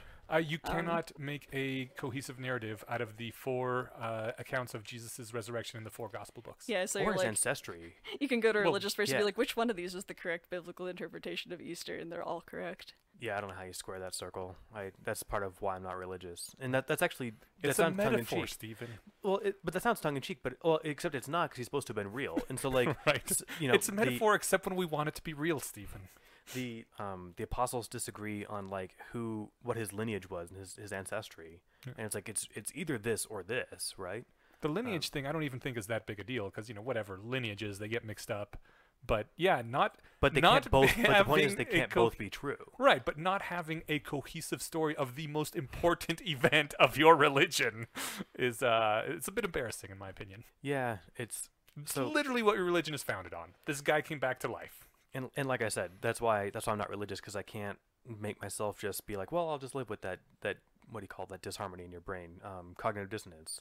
So and that sounds tongue in cheek, but it's not. Like if I notice that like I believe contradictory things, it grinds at me until I drop one. Well, it turns out that most people just don't care. Exactly. And I mean, I'm one of the people who does, and so I can't. When I was a new atheist and like had come like out of the Jehovah's Witness faith, I was like, I want to just print up all these pamphlets and leave it on everyone's dashboard at in front of the Kingdom Hall, because they call the churches Kingdom Halls, and it's like I was so full of like vim, and everyone will see what a lie this is, and they will all be like, how could you have lied to us about this? And I never actually did it, and now I realized they would have looked at it and been like, and thrown it away and not given it 2 thoughts. Yeah, the answer I always got as a kid was like, well, that's where faith comes in. Okay. And so Richard Dawkins puts it poignantly is that faith is a license people give themselves to believe something when reasons fail. And for those of us in the reality-based community, we like reasons for beliefs. Yes. And so do religious people on almost everything. They just have separate areas where they apply it indiscriminately. Well, the thing is, their reasons for belief is, this is what my community says they believe, and this is what I need to say in order to get the benefits of being in this community. Or they really believe they have a soul or something. Yeah. Some of them actually believe that part. And not even that. Some people are emotional thinkers as opposed to rational thinkers. There's, I don't know, like how inborn this is, but like it does seem like there's genuinely kind of 2 classes of people. That's and so like I believe in this thing that makes me feel good, and that makes me feel like I am going to live forever, and my family members are going to live forever and be rewarded for all the suffering that we're having. And telling somebody that like, nah. It's actually really like upsetting to them, to the point where they will actually lean into that cognitive dissonance and like, no, actually, like this makes me feel terrible. I'm gonna have a panic attack. You know what? Nope, rejecting that. Or I believe my belief. Yeah, or they lean the other way and they just like, well, this makes me happy to believe this. And and so these are probably the same people that say you're not listening to me when you're clearly listening to them and just not agreeing with them. Well, that's because English is like really a non-specific language. Yeah, but I mean, I've talked with people who literally thought I just needed to listen to them better, and I'm like, no, I'm listening to you. But what they mean hear is what not you're listening. saying. They mean like you're not being empathetic to me enough. Yeah, I know. No, it's infuriating. It's like, no, I can repeat back what you said better than you put it, Right. And so I I tell guess you why I disagree, and they're like, "No, you're not listening to me." I got something of value from all the four horsemen back in the day, and I haven't revisited any of their stuff lately. But what's fun is that they all came from different disciplines, and they brought something new to the table, which is also, again, I got into these books in like late high school, and it was like the first time that I saw that, oh, depending on like what your specialty is in real life, you'll approach whatever issue this way. And it was always fun to see Dawkins bring it back to evolution or something, and Dennett bring it back to kind of like philosophy and kind of cognitive psychology.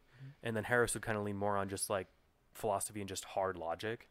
And then Hitchens had it where it was just, for him, it was just, I think Richard Dawkins said he seems to have read absolutely everything. He'd bring it back to some reference of some book, and he had this fire where he could just be.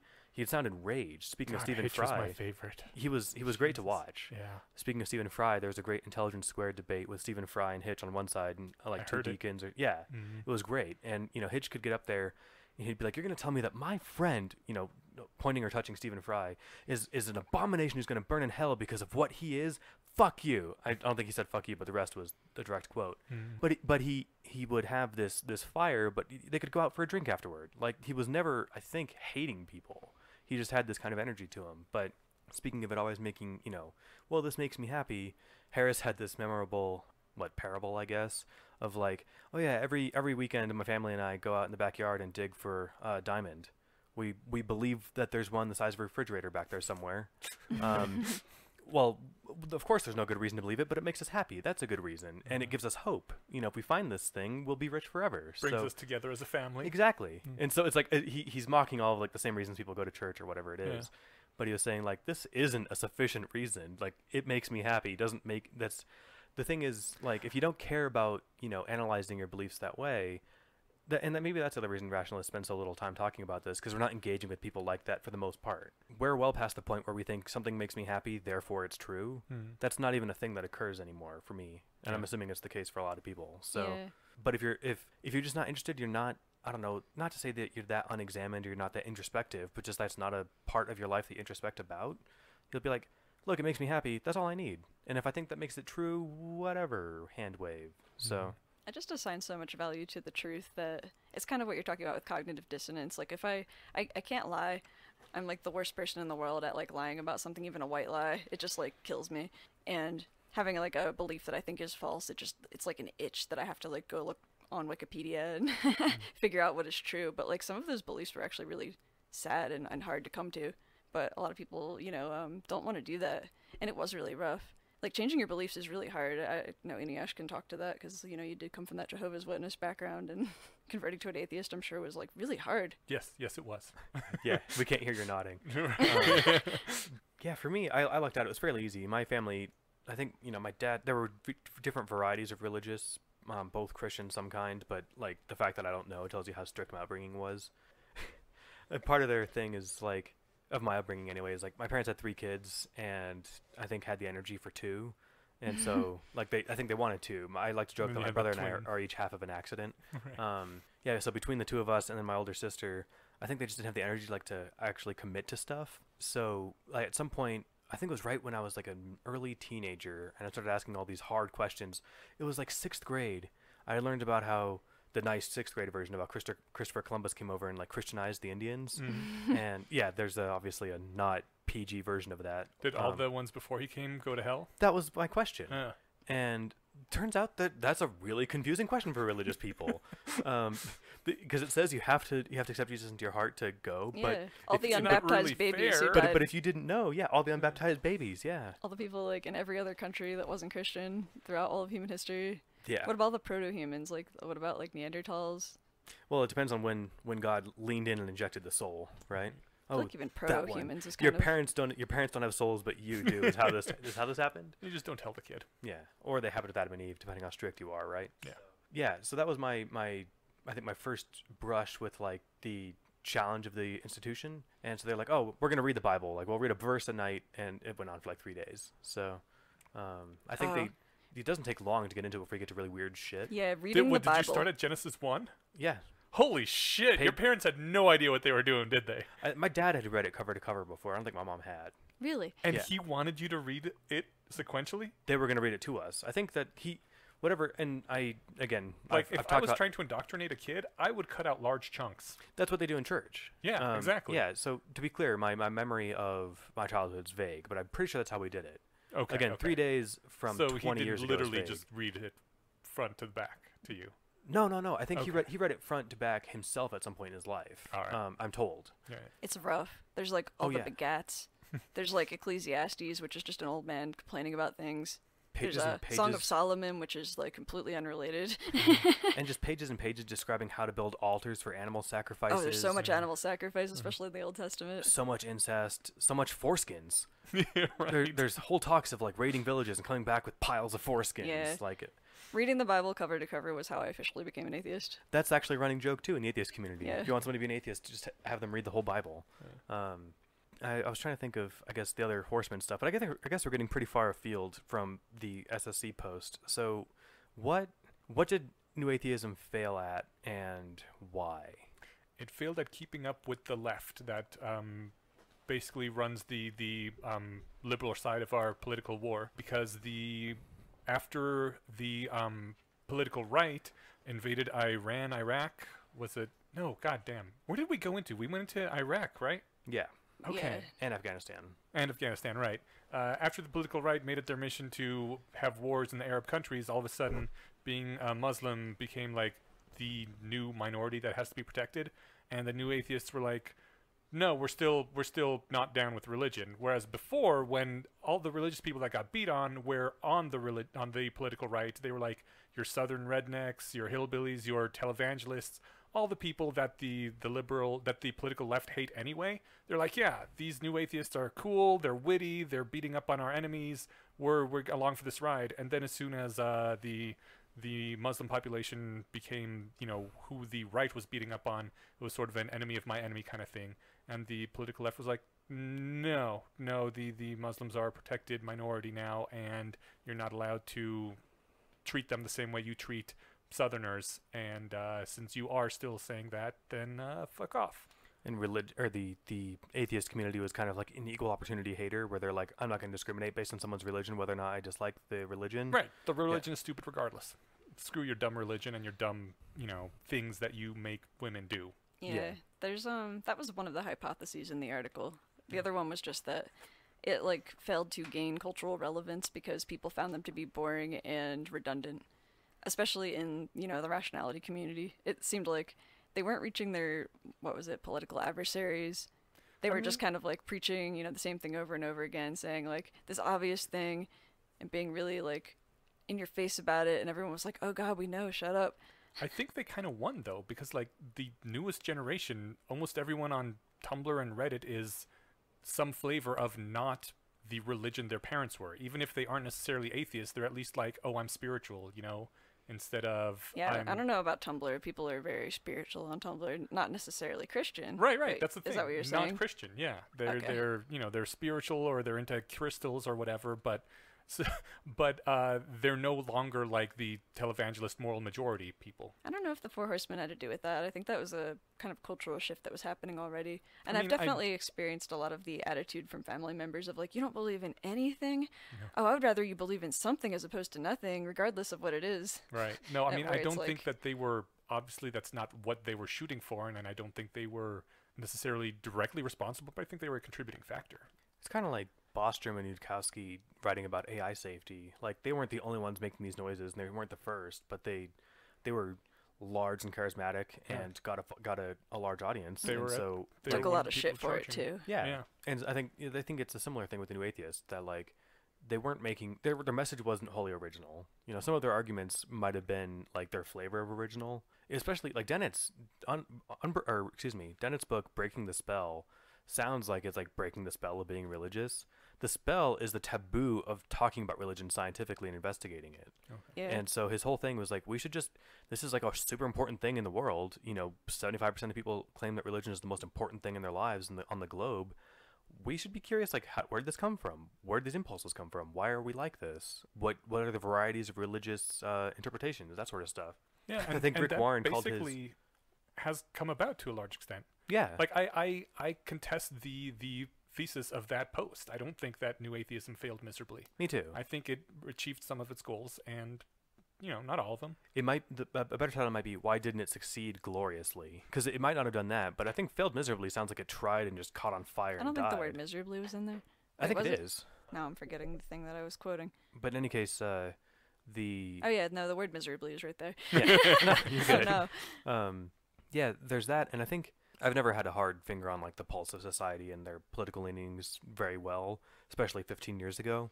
But I'm pretty sure 15 years ago it was more acceptable to say, as a politician, those are my private religious beliefs, and that's why I'm voting this way. Fuck you, minus the fuck you, whatever. Fuck you implied.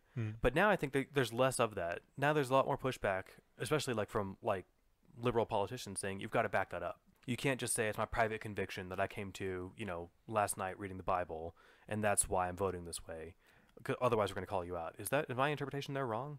It seems like even politically, they still vote religiously. Yeah. But they have to hand wave and make up some science or like something. It's certainly far less acceptable on the left. I think it's probably less acceptable than it used to be on the right, but it's still got some legitimacy on the right to say that. But I think people on the left call them out more now. Yeah. Whereas like it used to be a tacitly supported thing among everybody that, oh, of course, your faith is your faith. I respect that. Oh, you don't want gay people to be, allowed to marry or live? Well, that's your religion. That's fine. I understand. I can't challenge your religious I'm not sure very belief. many people went that far, even back in the day.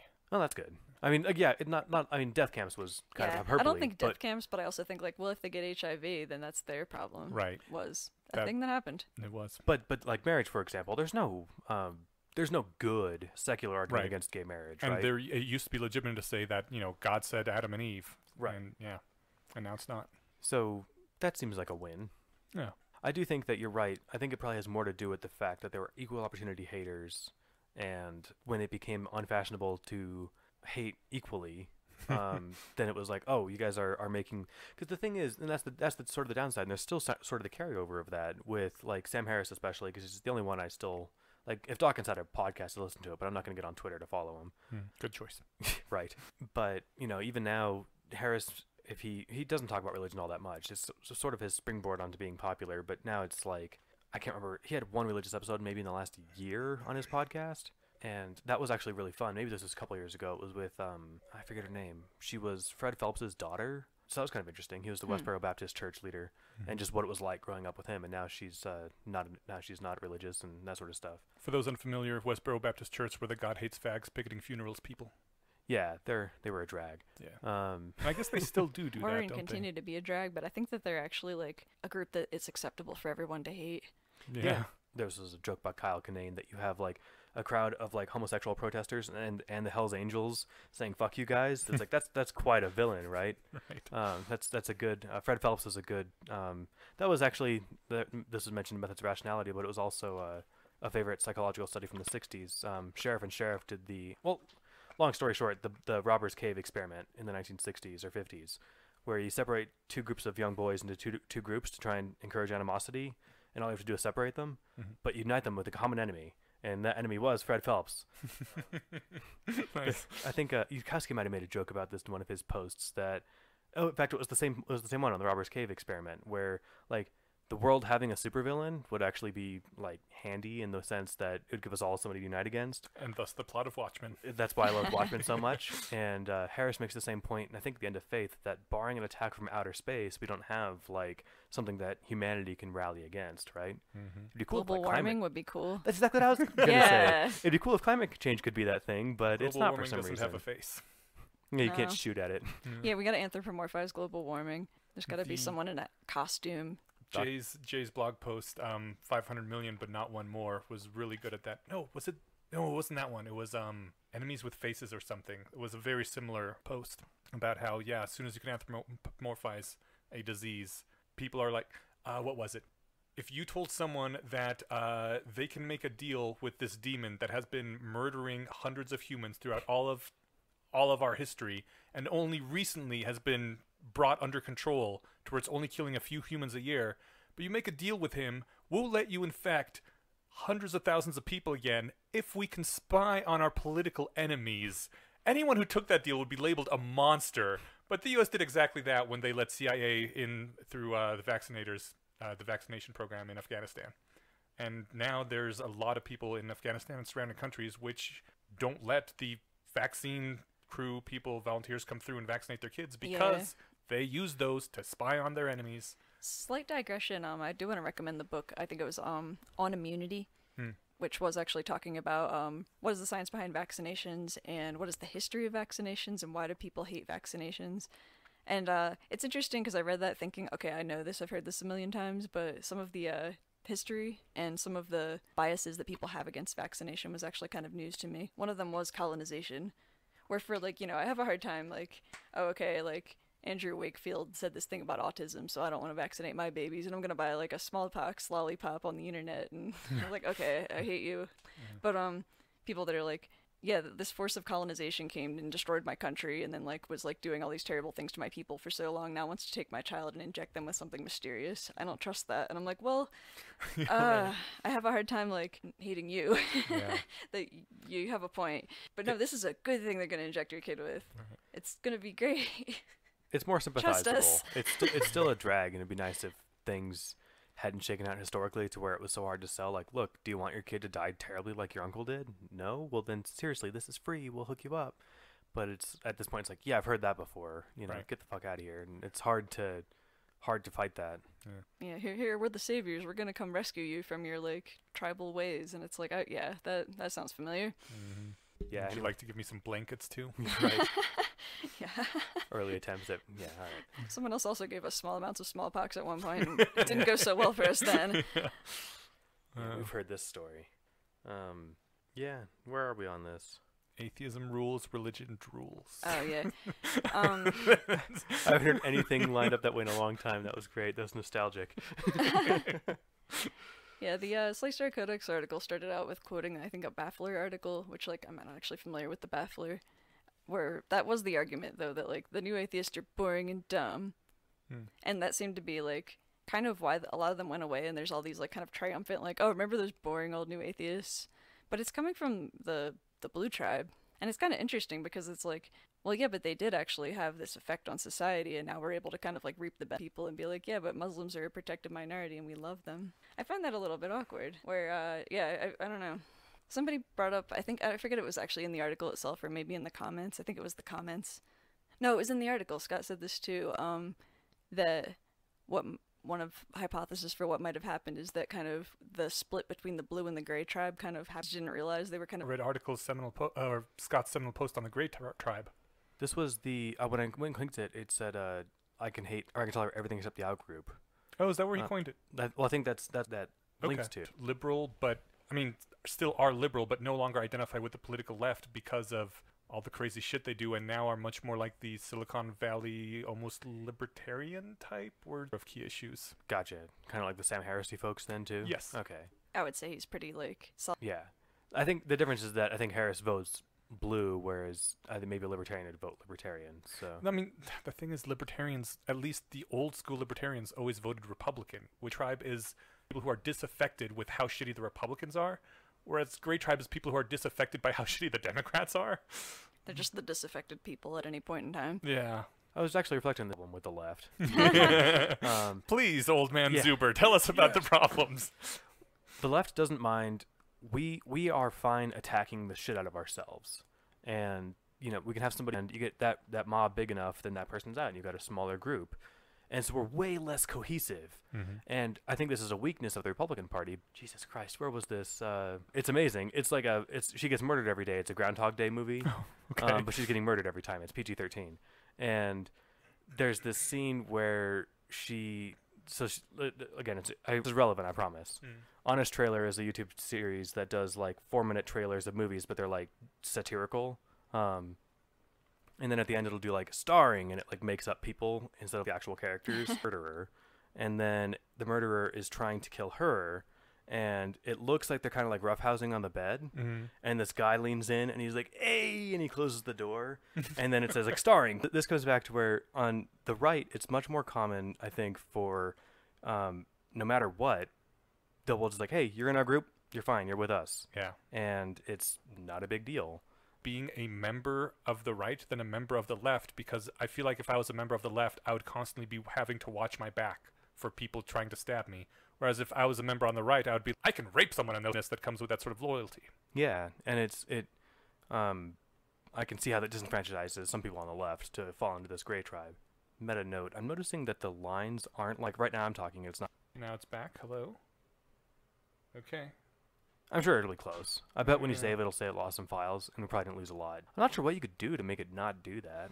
You've got space. I think on the I'm going to machine. buy a SSD drive because this is still an old school hard drive, and I think every now and then like something else tries to access memory, Windows tries to update or some shit, and I just need a better piece of computing. Put it on the podcast budget. Oh, Yeah, okay. that sounds like equipment that we can now afford. All right. That sounds like for the show, and All right. so. Cool. All right, back off of animal liberation, back into rationality. We are at 9 o'clock, so we should probably move on to the less wrong post unless we have more stuff to say.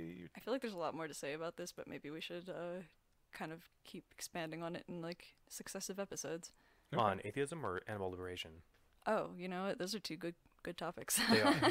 Yeah, we can come back to it. Sorry, this was sort of a meandery episode. This kind of hits like not close to home, like in a bad way, but it's close to my heart. These were important figures in my development. Yeah. And you know they had, like I said, different approaches and different messages, but they kind of united around the, like, you know, reason first mentality. So I liked all of them growing up. It was fun. Yeah. They were I don't want to say proto-rationalists, but they were part of the budding of rationalism as well. Yeah, I think that was a lot of why they became rejected, actually. Like, Stephen was kind of pointing this out earlier. But their message was not just, God is stupid, how obvious is that? It was, let's actually think about what we're doing here, like our cognitive biases, the fact that we're not, like, examining our own beliefs or our own source documents. That's definitely, you know, the beginnings of the rationalist movement is, like, you know, why do we believe what we believe? Mm-hmm. That was actually, I think that I heard that from one of the Four Horsemen before I heard it from anyone in the rationality community. Like, what do we believe? And then what do we know? How do we know it? Yeah. So, yeah, like, you know, they had that kind of formative impact on a lot of people who now are in the rationality community. I think a lot of people did come from the atheism community. And I some know I doubled did. back. I know that Harris, like, read the sequences, in the last couple, or at least he read some of Yudkowsky's stuff. I don't know if he read all of it. I think he may have. He was talking about rationality from AI to zombies. Mm-hmm. And so he's kind of come full circle, which it's always fun to see, like, a big celebrity, you know, pitching. You know, rationality is not that fringe, but it's not like atheism where everybody knows what an atheist is. Yeah. So yeah, I like the more celebrity involvement, the better. Well, Depends on the celebrity. give or take. Yeah, not necessarily a good thing, but it couldn't. You know, well, it could hurt. You get what I'm saying. Yes. Exposure is nice. Yeah. All right. So speaking of the rationality from AI to zombies and sequences stuff, do we want to move on there?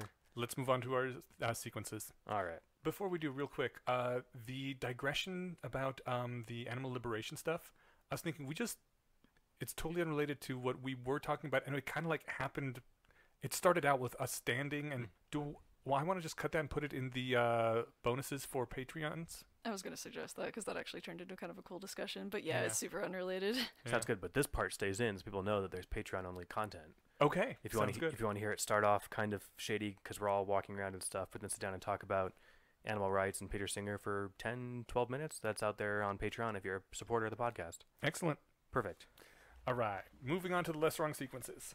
Post 1, chronophone motivators. No, post one was Archimedes' chronophone. Damn it. Post 1, Archimedes chronophone. No, you're good. All right, so what's a chronophone, Eneasz? This is confusing. I know what Chronos is. Chronos is the god of time. Yes. I know what a phone is. Do you know what a chrono trigger is? I know what Archimedes is. It's a video game I never played, but I owned for many years. You owned it but didn't play it? Yeah, I bought it from a friend, and then I was like, Oh, it was such a good game. You should have played it. What is Alright. it? Video Chrono Trigger? games? Oh, you haven't What- heard of what- Chrono What Trigger? are you talking about? It is one of the most famous JRPG games. Do you get to shoot a time gun? No, but you get to jump around through time, and part of the gameplay is like going back in time to change things, so then you can jump forward in time and reap some of the benefits of that. Nice. Yeah, and it's got a whole lot of. It's a great storyline. It was good game mechanics. It was just one of the height of the JRPG, phenomenon at that time. I'll point out that Ocarina of Time did the same thing. But Okay. it wasn't the point of the game. Yeah. But there's a large aspect of that involved. Yeah. that was a major game mechanic. And also, Life is Strange. And wow, here's another digression. And I think I'm the one who brought it up. Now I feel bad. Let's go back to the Archimedes chronophone. Okay. Chronophone. No, I mentioned Chrono Trigger. I think that was me. Doesn't matter. The And- Archimedes chronophone. And Anyways, Prince of Persia lets you rewind time and keep Shit. trying. All right, Yeah. now we're going on. Archimedes was a smart dude back in the day. he was like one of the most famous mathematician of the ancient world, I think, right? sounds right. Or one of them. There's like Yeah. Pythagoras and all those people running around at that time. But Right. The post Archimedes chronophone asks us to imagine that Archimedes invented a temporal telephone, or chronophone for short, which lets you talk to him. From us in the 21st century to him in his century, and we can make suggestions to him. But the chronophone avoids transmitting overly anachronistic information. Doesn't want to screw things up too bad. So it transmits cognitive strategies rather than words. So if you follow the policy of check my brain's memory to see what my culture recommends as a wise form of political organization, you don't say to Archimedes, women should have the right to vote. What comes out of the chronophone is the result of Archimedes following the same policy and looking up in his brain what his aura lauds as the wise form of political organization. So it'd be something like, find a very wise and just tyrant. The same dilemma applies to scientific issues. If you say the Earth circles the Sun, it comes out of the chronophone as the Sun circles the Earth. It doesn't matter that our civilization is right and their civilization is wrong. The chronophone takes no notice of facts, only beliefs and cognitive strategies. You try to transmit your belief about heavenly mechanics, so it comes out as Archimedes' belief about heavenly mechanics. it's funny because the next thing he says is exactly my thinking, which is kind of like, all right, I'll lay out this like really careful step of like old school philosophy, Yeah. and we'll daisy chain you there. But Yeah. why won't that work? He's very good thing that you try to do that, though. Okay, if you try to do that, what comes out on Archimedes' end is a careful style of Plato-like philosophical analogies which argue that wealthy male landowners should have special privileges. You followed the cognitive policy of come up with a line of philosophical arguments intended to persuade a neutral observer to my own era's point of view on political privilege. So what comes out of the chronophone is what Archimedes would think up if he followed the same cognitive strategy. And the point of this is to point out how hard it is to come up with anything truly novel. I think Eliezer says later on in the post, the really odd thing is that some point in time, someone must have turned against slavery, gone from pro-slavery to anti-slavery, even though they didn't start out wanting to persuade themselves against slavery. We touched on the animal liberation thing. That was analogous to that with me. Okay. I'm still, I don't know. It's hard to be like an animal rights activist in the 21st century with PETA running around doing it all the wrong ways. But the message of like, you know, factory farms are a nightmare and we should be eating less meat and animals do have some level of sentience, or at least some animals. yeah, and that matters. Yeah. Those are messages that are important, right? But those aren't things I started out believing. Yeah. Anyway, wanted to derail us for no reason. All right, That wasn't a drill. That was directly related. all right, cool. Tangent. Or wait, no, hold on. What do you call a parallel tangent? Right next to what we were talking about. What do you call I this? think that was just on topic. Damn. Well all right. done, Stephen. Go, Steven. Such an unusual feeling for me. I felt like I was doing it wrong. Okay. He points out humanity did not invent the scientific method by setting out to invent the scientific method, by looking for a garden path that would lead to the scientific method. If you know your desired destination, i.e. the scientific method, you're already there. So, yeah, the basic point is that to get non-obvious output, you need non-obvious input. If you say something that's considered obvious in your home culture, it comes out as something that's considered obvious in his culture. And the challenge at the end, which I found I could not answer, although to be fair, I did not give it 5 minutes by the clock, is what advice do you give Archimedes and how do you say it into the chronophone? This is fun. I almost kind of want to take a 5-minute break to think of one because I didn't think about it really that much yet. All right. We could also, all three of us, just talk about it for 5 minutes. Does that work? Yeah, that's fair. Okay. So the constraint is that I can't just tell him a fact because he'll look at like a relevant fact that he has in his head. So I also can't share with him like a moral conviction because he'll look at his similar mapped moral conviction. So I need to be more abstract than that. Yeah.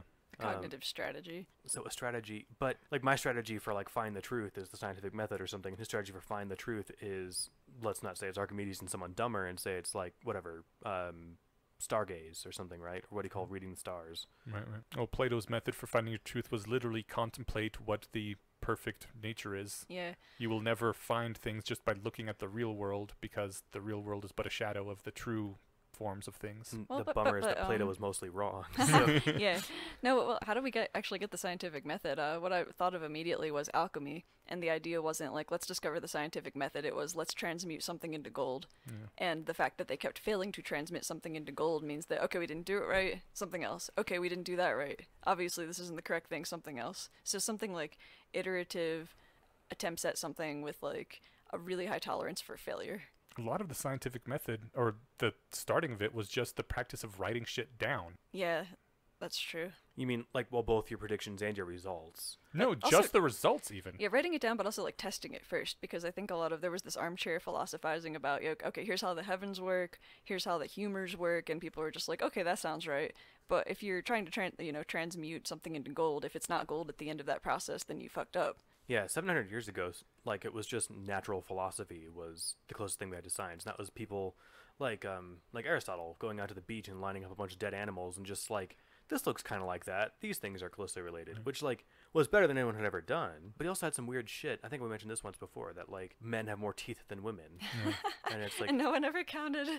no one counted, right? Well, then again, actually, how many people had all of their teeth during Right. that time period? And somebody wrote in with the correction on, maybe I got something wrong there, but he made errors kind of that basic. But what he did was he was out there cataloging stuff, and that was like an innovation. So yeah, writing stuff down is a big step. I mean, I know a lot of the early scientists, not really scientists, but I mean, they started out as hobbyists who were just like, I'm really interested in birds. I'm going to write down every bird I observe. And, I'm really interested in stars. I think Tycho Brahe had like 10 years of observations of just the movements of the planets, just written down every night. He's like, this is the coordinates where this was at, and just tomes of data, which he kept because he was a weird, eccentric dude, and Kepler used that to form his theories of motion. Human databases. Yeah, I mean, just writing things down. It's having people meet. They're like, we're really interested about this aspect of the natural world. Let's talk about it and write down everything we see, Yeah. and eventually science grew from that. I think observation is a really good first step and like kind of a value of the scientific method. Yeah, and also writing it down. So recording your observations, would that turn into anything if you told Archimedes, record your observations?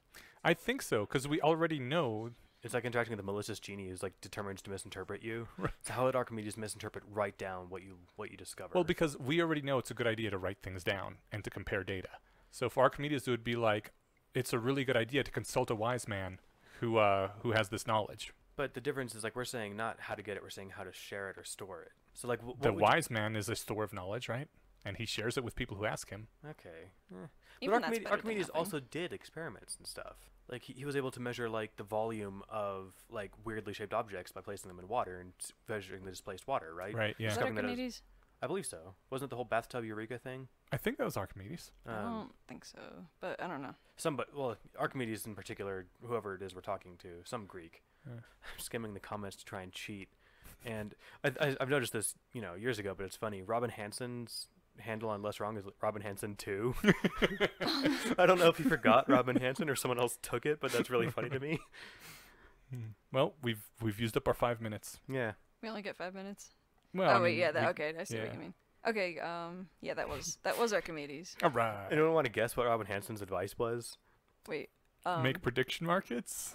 You're halfway there. All right. bet on things, yeah. Robin Hansen said 12 years ago that it would sure help if you could speak into one end and then hear how it comes out of the other end and then edit and repeat. If so, I try and encourage him to make useful devices that make money and create a tradition of this activity. Yeah, well, again, that was the gold. You need like an incentive to get things right. We think it's pretty obvious nowadays, though, that economic advancement is a good idea. It's not even necessarily. Well, I guess it's also economics because if you, for example, cure a disease, now you can sell the cure. But yeah, no, that's good, Robin Hansen. Actually, I was trying to think of a way to phrase that of like find something that people actually care about getting the answer right about, whether it's curing a disease or whether it's transmuting gold, and then be like, pursue this, try a lot of things, be really open to failure, iterate, whatever that would come out as in Archimedes' time. I don't know. Well, I mean, I think they already had the values of truth is good and persistence and hard work is good.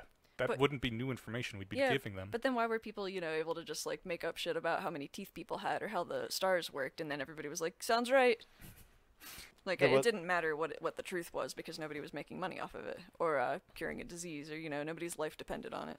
That adds more actual wisdom, I think, to Robin Hansen's reply. I sort of just took it as like a funny, like, of course you're an economist, you would say make money, but that's super uncharitable. I didn't really think about it as I was reading it. Obviously, you can make money on super valuable discoveries. And if you find something that, hey, look, it turns out if you put your hands in, like whatever clean salt water and rub them around a little bit, and then you do surgery, people die a lot less. You know, something like that. You could sell that knowledge and save lives or something, right? So yeah, if it has money, there's incentive. That's actually a good suggestion. That sadly was not borne out by what actually happened in history. No. When it was proven that washing your hands reduces mortality in surgery by a fuck ton, people were like, we don't believe you. Are you implying that we're dirty doctors? And like, it didn't catch on for I think 20 years after that. As far as Even how long it though takes things to catch on pre-internet, you'd that's think not that the worst. people would have, you know, been able to make money by not killing their patients as quickly. And you'd think doctors would be interested in anything and able to interpret statistics. And yes, it was a whole sad affair. Even more recently, Atul Gawande wrote the Checklist Manifesto, where he Yeah. was, you know, advocating for have a checklist of the things that you need to do when you're performing surgery or doing some kind of medical operation, because often people are, you know, humans and they're prone to human error, and also nurses and doctors work crazy schedules and they forget stuff like, oops, I sewed that patient up with the scalpel in their chest, or, you know, having a checklist. It seems like such an obvious thing, but people are like, oh, are you saying that I'm like stupid and I need a checklist? I'm a doctor, I've got, you know. Yeah, there was a lot of got a pushback degree. against the checklists. I feel like that's kind of the same thing too, where like, you know, somebody who's not an expert in this field is coming in and being like, hey, guess what? Use salt water. They're like, yeah, like, okay, who's the doctor here? Anyways, Yeah, that's just a bummer. Yeah. Not rationalists are doing that though. Rationalists would be like, that's one of the strengths of Yeah, rationality, argument right? from authority. Yeah, so we see that as, well, I kind of the reverse. Like, I'm an authority, why should I listen to you? But a rationalist would be like, oh, you've got data? Gimme, right? I if you're certainly hope so. That's kind of the goal. Yeah. Yeah, like, if you tell me, I would think that if I was a surgeon, I'd be like, I would totally understand where they're coming from. I'm the fucking doctor. I've been doing this for 15 years. I almost never screw up. Why do I need your stupid suggestion, you non-doctor?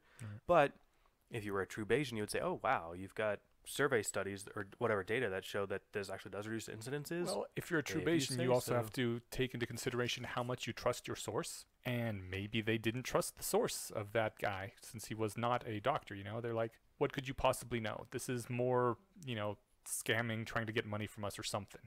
Trying to build up your own name so you can sell a lot of books. Yeah, but all right, fair enough. But it's, you know, just to back and forth on that, it's a very low cost thing to hang this thing up and try it for a year, right? You only have to pay for the piece of paper once, and it's probably like 8 cents. So I guess medical grade paper is $10. I thought you were talking about the hand washing. Atul Gawande is No. like actually, I forget what his position was at the time. I think he was like the head of like a bunch of hospitals and actually like a very authoritative figure. I think that the checklist thing does have a cost, though.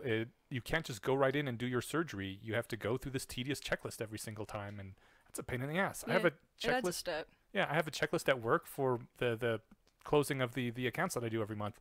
I update that checklist 2 weeks later when I'm all done, because I'm like, I don't have time for this fucking checklist right now. I got to do my work, and I'm already working long hours. Well, that's a bummer. On the plus side, on my procedure today, I was able to watch because I could see, like, they've got the some sort of X-ray, but it's like live. Hopefully it's on X-rays because I didn't have anything covering my nethers. But I They can't see your penis on an X-ray anyway. There's no bones in it. Oh, it wasn't a telescope. That's not my point.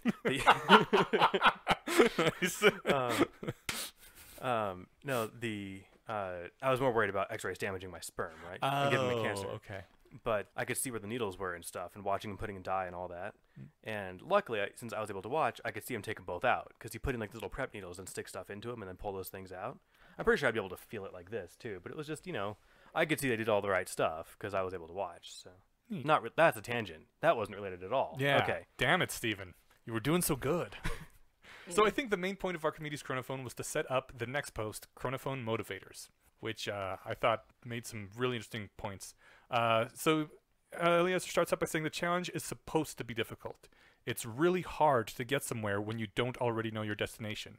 If there were some simple cognitive policy you could follow to spark moral and technological revolutions without your home culture having advanced knowledge of the destination, you could execute that cognitive policy today. That actually, I'm going to go back to, I didn't read all the comments, but that again is one of the wisdoms of Robin's answer. Like, making money was already a value 2,000 years ago, right? Presumably? Yeah, whatever. I mean, the sort currency of. It was depending on your culture, it was often really looked down upon. Like, merchants were dirty, and it was really a scandal when they started gaining political power because they didn't come to it honestly. Yeah, not making money, having money in your family, being an aristocrat. Or Right, whatever. right. Having money is good. Making money makes you like a dirty merchant trader It's a person. nouveau riche. Yeah. That's all such the, a like, old and rich I like to totally look see what you're down on saying them. because you're right. Merchants are these thieves who steal stuff and Right. upsell it, kind of like today. Yeah. They're all used car salesmen. It's rich Right. people's like, look at this person trying to become a rich person like me Yeah. when they weren't born into it. Yeah, you're right. Having money made you awesome, but trying Yeah. to have money made you shit. Yeah. All right, we're weird, so I don't know how you would have successfully got that to him. I guess if you could get past the earning money part and just have the have money part, then it's worth 5 years of people hating you, maybe. Yeah, I mean, but- obviously, a lot of people thought it was worth it. Yeah, There were a bunch of people who got money and power. fair enough. All right. So I found this interesting comparison to the modern day. He points out that one of the commenters, Gurr, suggested teaching Archimedes decimal notation. If you speak decimal notation, our culture's standard representation of numbers into the chronophone, then the chronophone outputs standard representation numbers used in Syracuse. But Eneasz did note, place notation is revolutionary because it makes it easier for ordinary people, not just trained accountants, to manipulate large numbers. Maybe an equivalent new idea in our own era would be Python, which makes it easier for novices to program computers. Coming up with that chronophone input suggests that maybe we should pay more attention in this era to Python, which I was like, that is a new and non-obvious conclusion that he just reached. Am I doing something wrong by not knowing Python? I think that that's actually a pretty common sentiment now, where they're trying to like push every child in school to learn programming. That's become a new thing. I don't know if our incentives are coming from the right place, because it's not like people are like, oh, these kids need to learn programming because that way we're going to elevate the human race. I think a lot of that is coming from, we need to teach these kids Python so that like they will have employment. Right. Which again, it's the economics thing, so it's not like I don't want to say that having money is bad or that trying to gain social status or whatever is bad. Well, Unless you're a Python developer right now, in which case your marketability is going to plummet here soon when there's a bunch of high school graduates who can do entry-level work. But I mean, that's how initial literacy and numeracy came about too, right? It was economically useful for people to know it. And eventually we were like, this is so useful, the whole human race should have these skills. I feel like I'm missing something. Like, I don't think it's obvious, at least I didn't until now, that everyone should know Python the same way I think everyone should know... Cursive?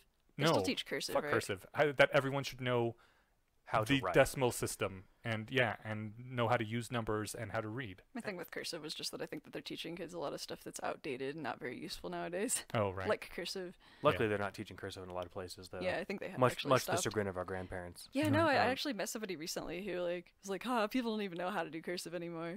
I don't know, my kid or my grandkid or whatever doesn't even understand cursive, and she's laughing, and I'm just like, yeah, but she could probably fix your phone. Yeah, it's like, shut up, Grandma. You just gave half your life savings to a Nigerian prince. So. Yeah, when you forget how to log into Facebook and you're calling your grandkid and you can't write them a letter in cursive to ask for their help. So tough shit. Yeah. But this is coming from somebody who tries to make a living programming. Like, it's not clear to me what the benefit is to the average person. Like, hold on. If you could 'cause- quickly automate simple tasks that lots of times people go through the more tedious way. I mean, the whole point of it is that it's supposed to be non-obvious, right? Like, yeah, but like, 1,000 years ago, people would have been like, why do my children need to know about decimal notation and how to manipulate numbers? It's not a useful skill in their farming. yes, like if you do basic scripting and you're doing like similar things most days or something, that'd be nice. But it's not clear that most people have the applicability to put that into their lives. I don't And know about again, Python, but like basic kind of computer language literacy. computer literacy, like just What- how to cut yeah. and paste and all that stuff. I Well, mean, look, that sounds super valuable. I'm an accountant. I don't do math every day. I don't even do math every week, really. But I still think it's good to know how to do math for the times when you do need it. That's what I'm struggling with, because yeah, it's valuable for me. Yeah, again, I don't do math that much either. Like, it's just Even reading and writing. There's some people that just never read a book after school, but the fact that people are literate as opposed to not is just such like a force multiplier for people having the ability later on in life to elevate themselves or to develop new interests or just communicate with people. Just the ability to see information that is stored in the physical world is super handy. Like, yeah. I heard about a guy who was a long-haul truck driver who couldn't read. And whenever he like needed to get some places where he needed to read signs, he would call someone up and he's like, yeah, I'm kind of lost right now. Can you tell me, is there like a landmark nearby or something?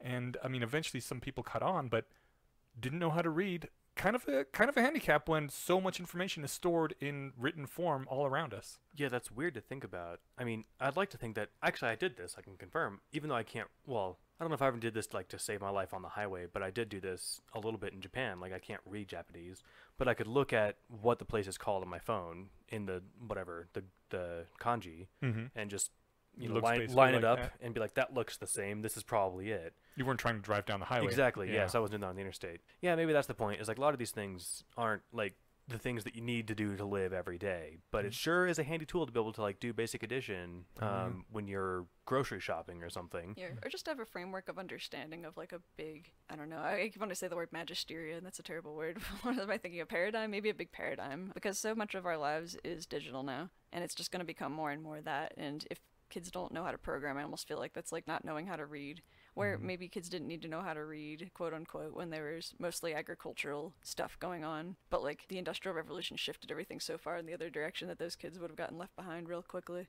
Yeah.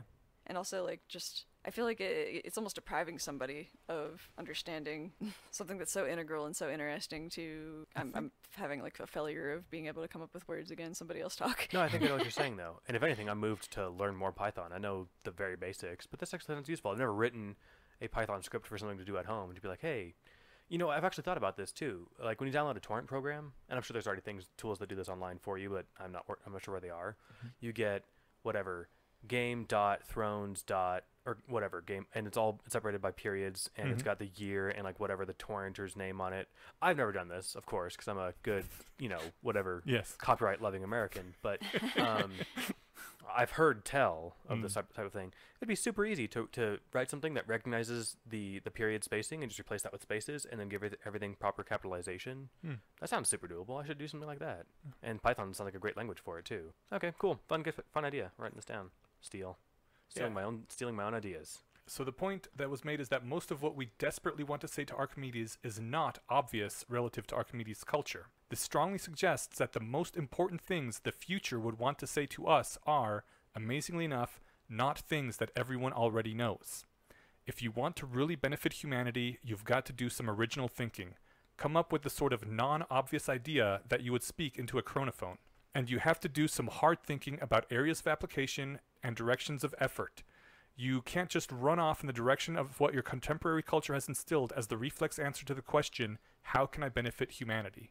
And I think this is really like, knowing now what I know about where the rest of the sequence is going, I see that this is where he's setting us up for, yeah, this AI shit sounds really weird, especially here in 2008. But I'm talking to you from the future. Right, but like, you're gonna have to do some weird thinking and stuff that does not come to mind automatically when people say, how can I benefit humanity, if you really want to actually benefit humanity the same way that someone from the future could benefit Archimedes' society. That's what I love about Yudkowsky's approach to everything, is that, I mean, the sequences weren't just for him to get, you know, ad revenue on Less Wrong, right? Right. The whole goal was to raise the sanity waterline enough to get enough people, and luckily he's a good writer and he's charismatic and all that helps. And so from when he started writing the sequences to when Miri got like sufficient funding took what, 15 years? Something like that, 10 to 15. Yeah, just what, a couple years ago, one of the early Less Wrongers was one of the people who made a fortune on Bitcoin, and they now no longer have funding needs, right? So this paid off. The whole thing was, you know, let's get people on. If that's not long-term awesome strategies and taking a novel approach to solving a problem, I don't know what is. Yeah. It not only paid off in getting Miri funded and noticed and everything, but now there's people that can work on these things because they've had this training in rationality. Yeah. I think that's really cool. No, it's fantastic. Was that the whole second one? Yeah, the wrap-up was, the point of the chronophone dilemma is to make us think about what kind of cognitive policies are good to follow when you don't know your destination in advance. If you can just tell Archimedes to build a capitalist society because your culture already knows that's a good idea, it defeats the purpose of the dilemma. The chronophone, the chronophone transmits cognitive policies, not sentences. What sort of thinking are we doing now that is analogous to the thinking that we wish Archimedes had done then? And I think this is, when people ask us what good is rationality, I think this is basically the answer, that rationality is about trying to find good cognitive policies, not necessarily like good actual answers, but good policies that work to get us to these goals that we didn't know we had. And that we didn't know we had is, I think, the crux there, right? Because I certainly wasn't really concerned about AI before I read this stuff, and it took years of getting into the community before I really thought about it. I think that rationality isn't necessarily how to achieve a goal, it's how to find the right mental tools to be able to pursue your goals in general. Yeah, we had our monthly meetup last night. There were a couple first timers, and wait, at least one first timer. When newcomers come, and if they're not already if they haven't drank the Kool-Aid, they're kind of like, what do you guys do? What are you guys about? Mhm. And it's not really like a skeptic meetup where it's like, oh, we talk about, consumer protection, about like not buying snake oil and, not giving all your money in tithes to those damn religious people. We don't, I mean, there's things that is popular in rationality, EA, AI, Mhm. other abbreviations for things. But it's more about, fostering a community of, as far as the meetup, that's what I told somebody last night, because when we had dinner, when Robin Hanson came for Harris's podcast, a few of us got to chill with him.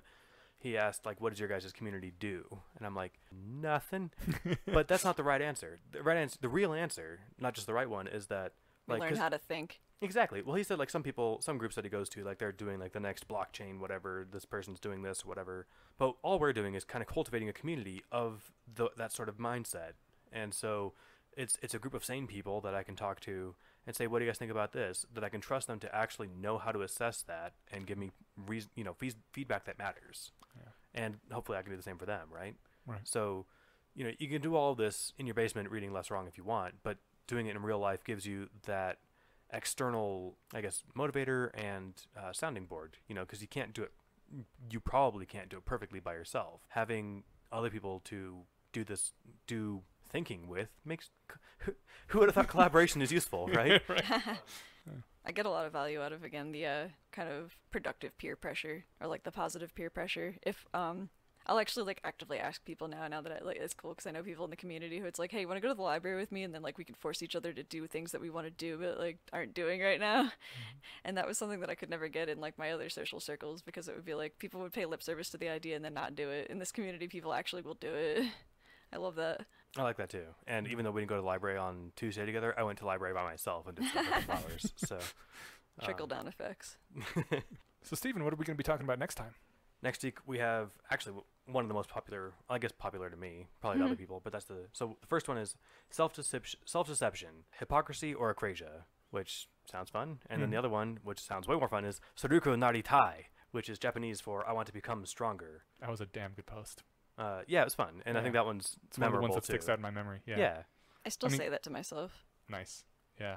Be Like, proud I of you. haven't read it, I think, in years and years, but yeah, I remember it.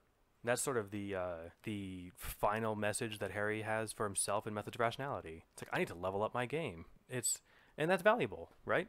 And hopefully it doesn't take almost destroying the world to do that. So, And we will have links to it on not less wrong, Jesus, on the BayesianConspiracy.com if you would like to read ahead along with us.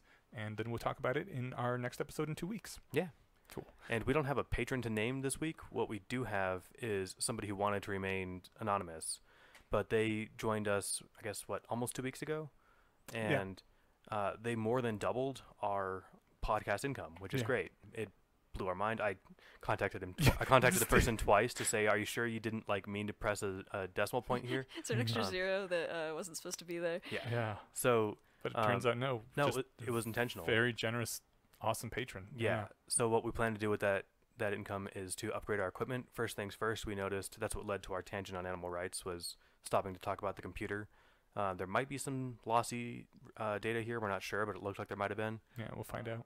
We're going to buy a solid-state drive, so that shouldn't happen for that anymore. Maybe some new microphones or something. I Yeah, don't know. possibly. If you find a microphone that you think is good, let me know. Yeah, I'll definitely look into it, just because it'd be nice to have one record record remotely that doesn't totally suck. Yeah, But yeah, anyway, that blew our mind, and Yeah. I just wanted that to was let amazing. I wanted to let- Thank you again. Yes, thank you. I wanted to let you know that everyone here is aware of it, and it's your generosity is remarkable. And so is every generosity of every person who ever wants to donate us, throw us a buck. Definitely. It all matters. Yeah. This all goes to keeping the lights on, keeping the show online, and not costing.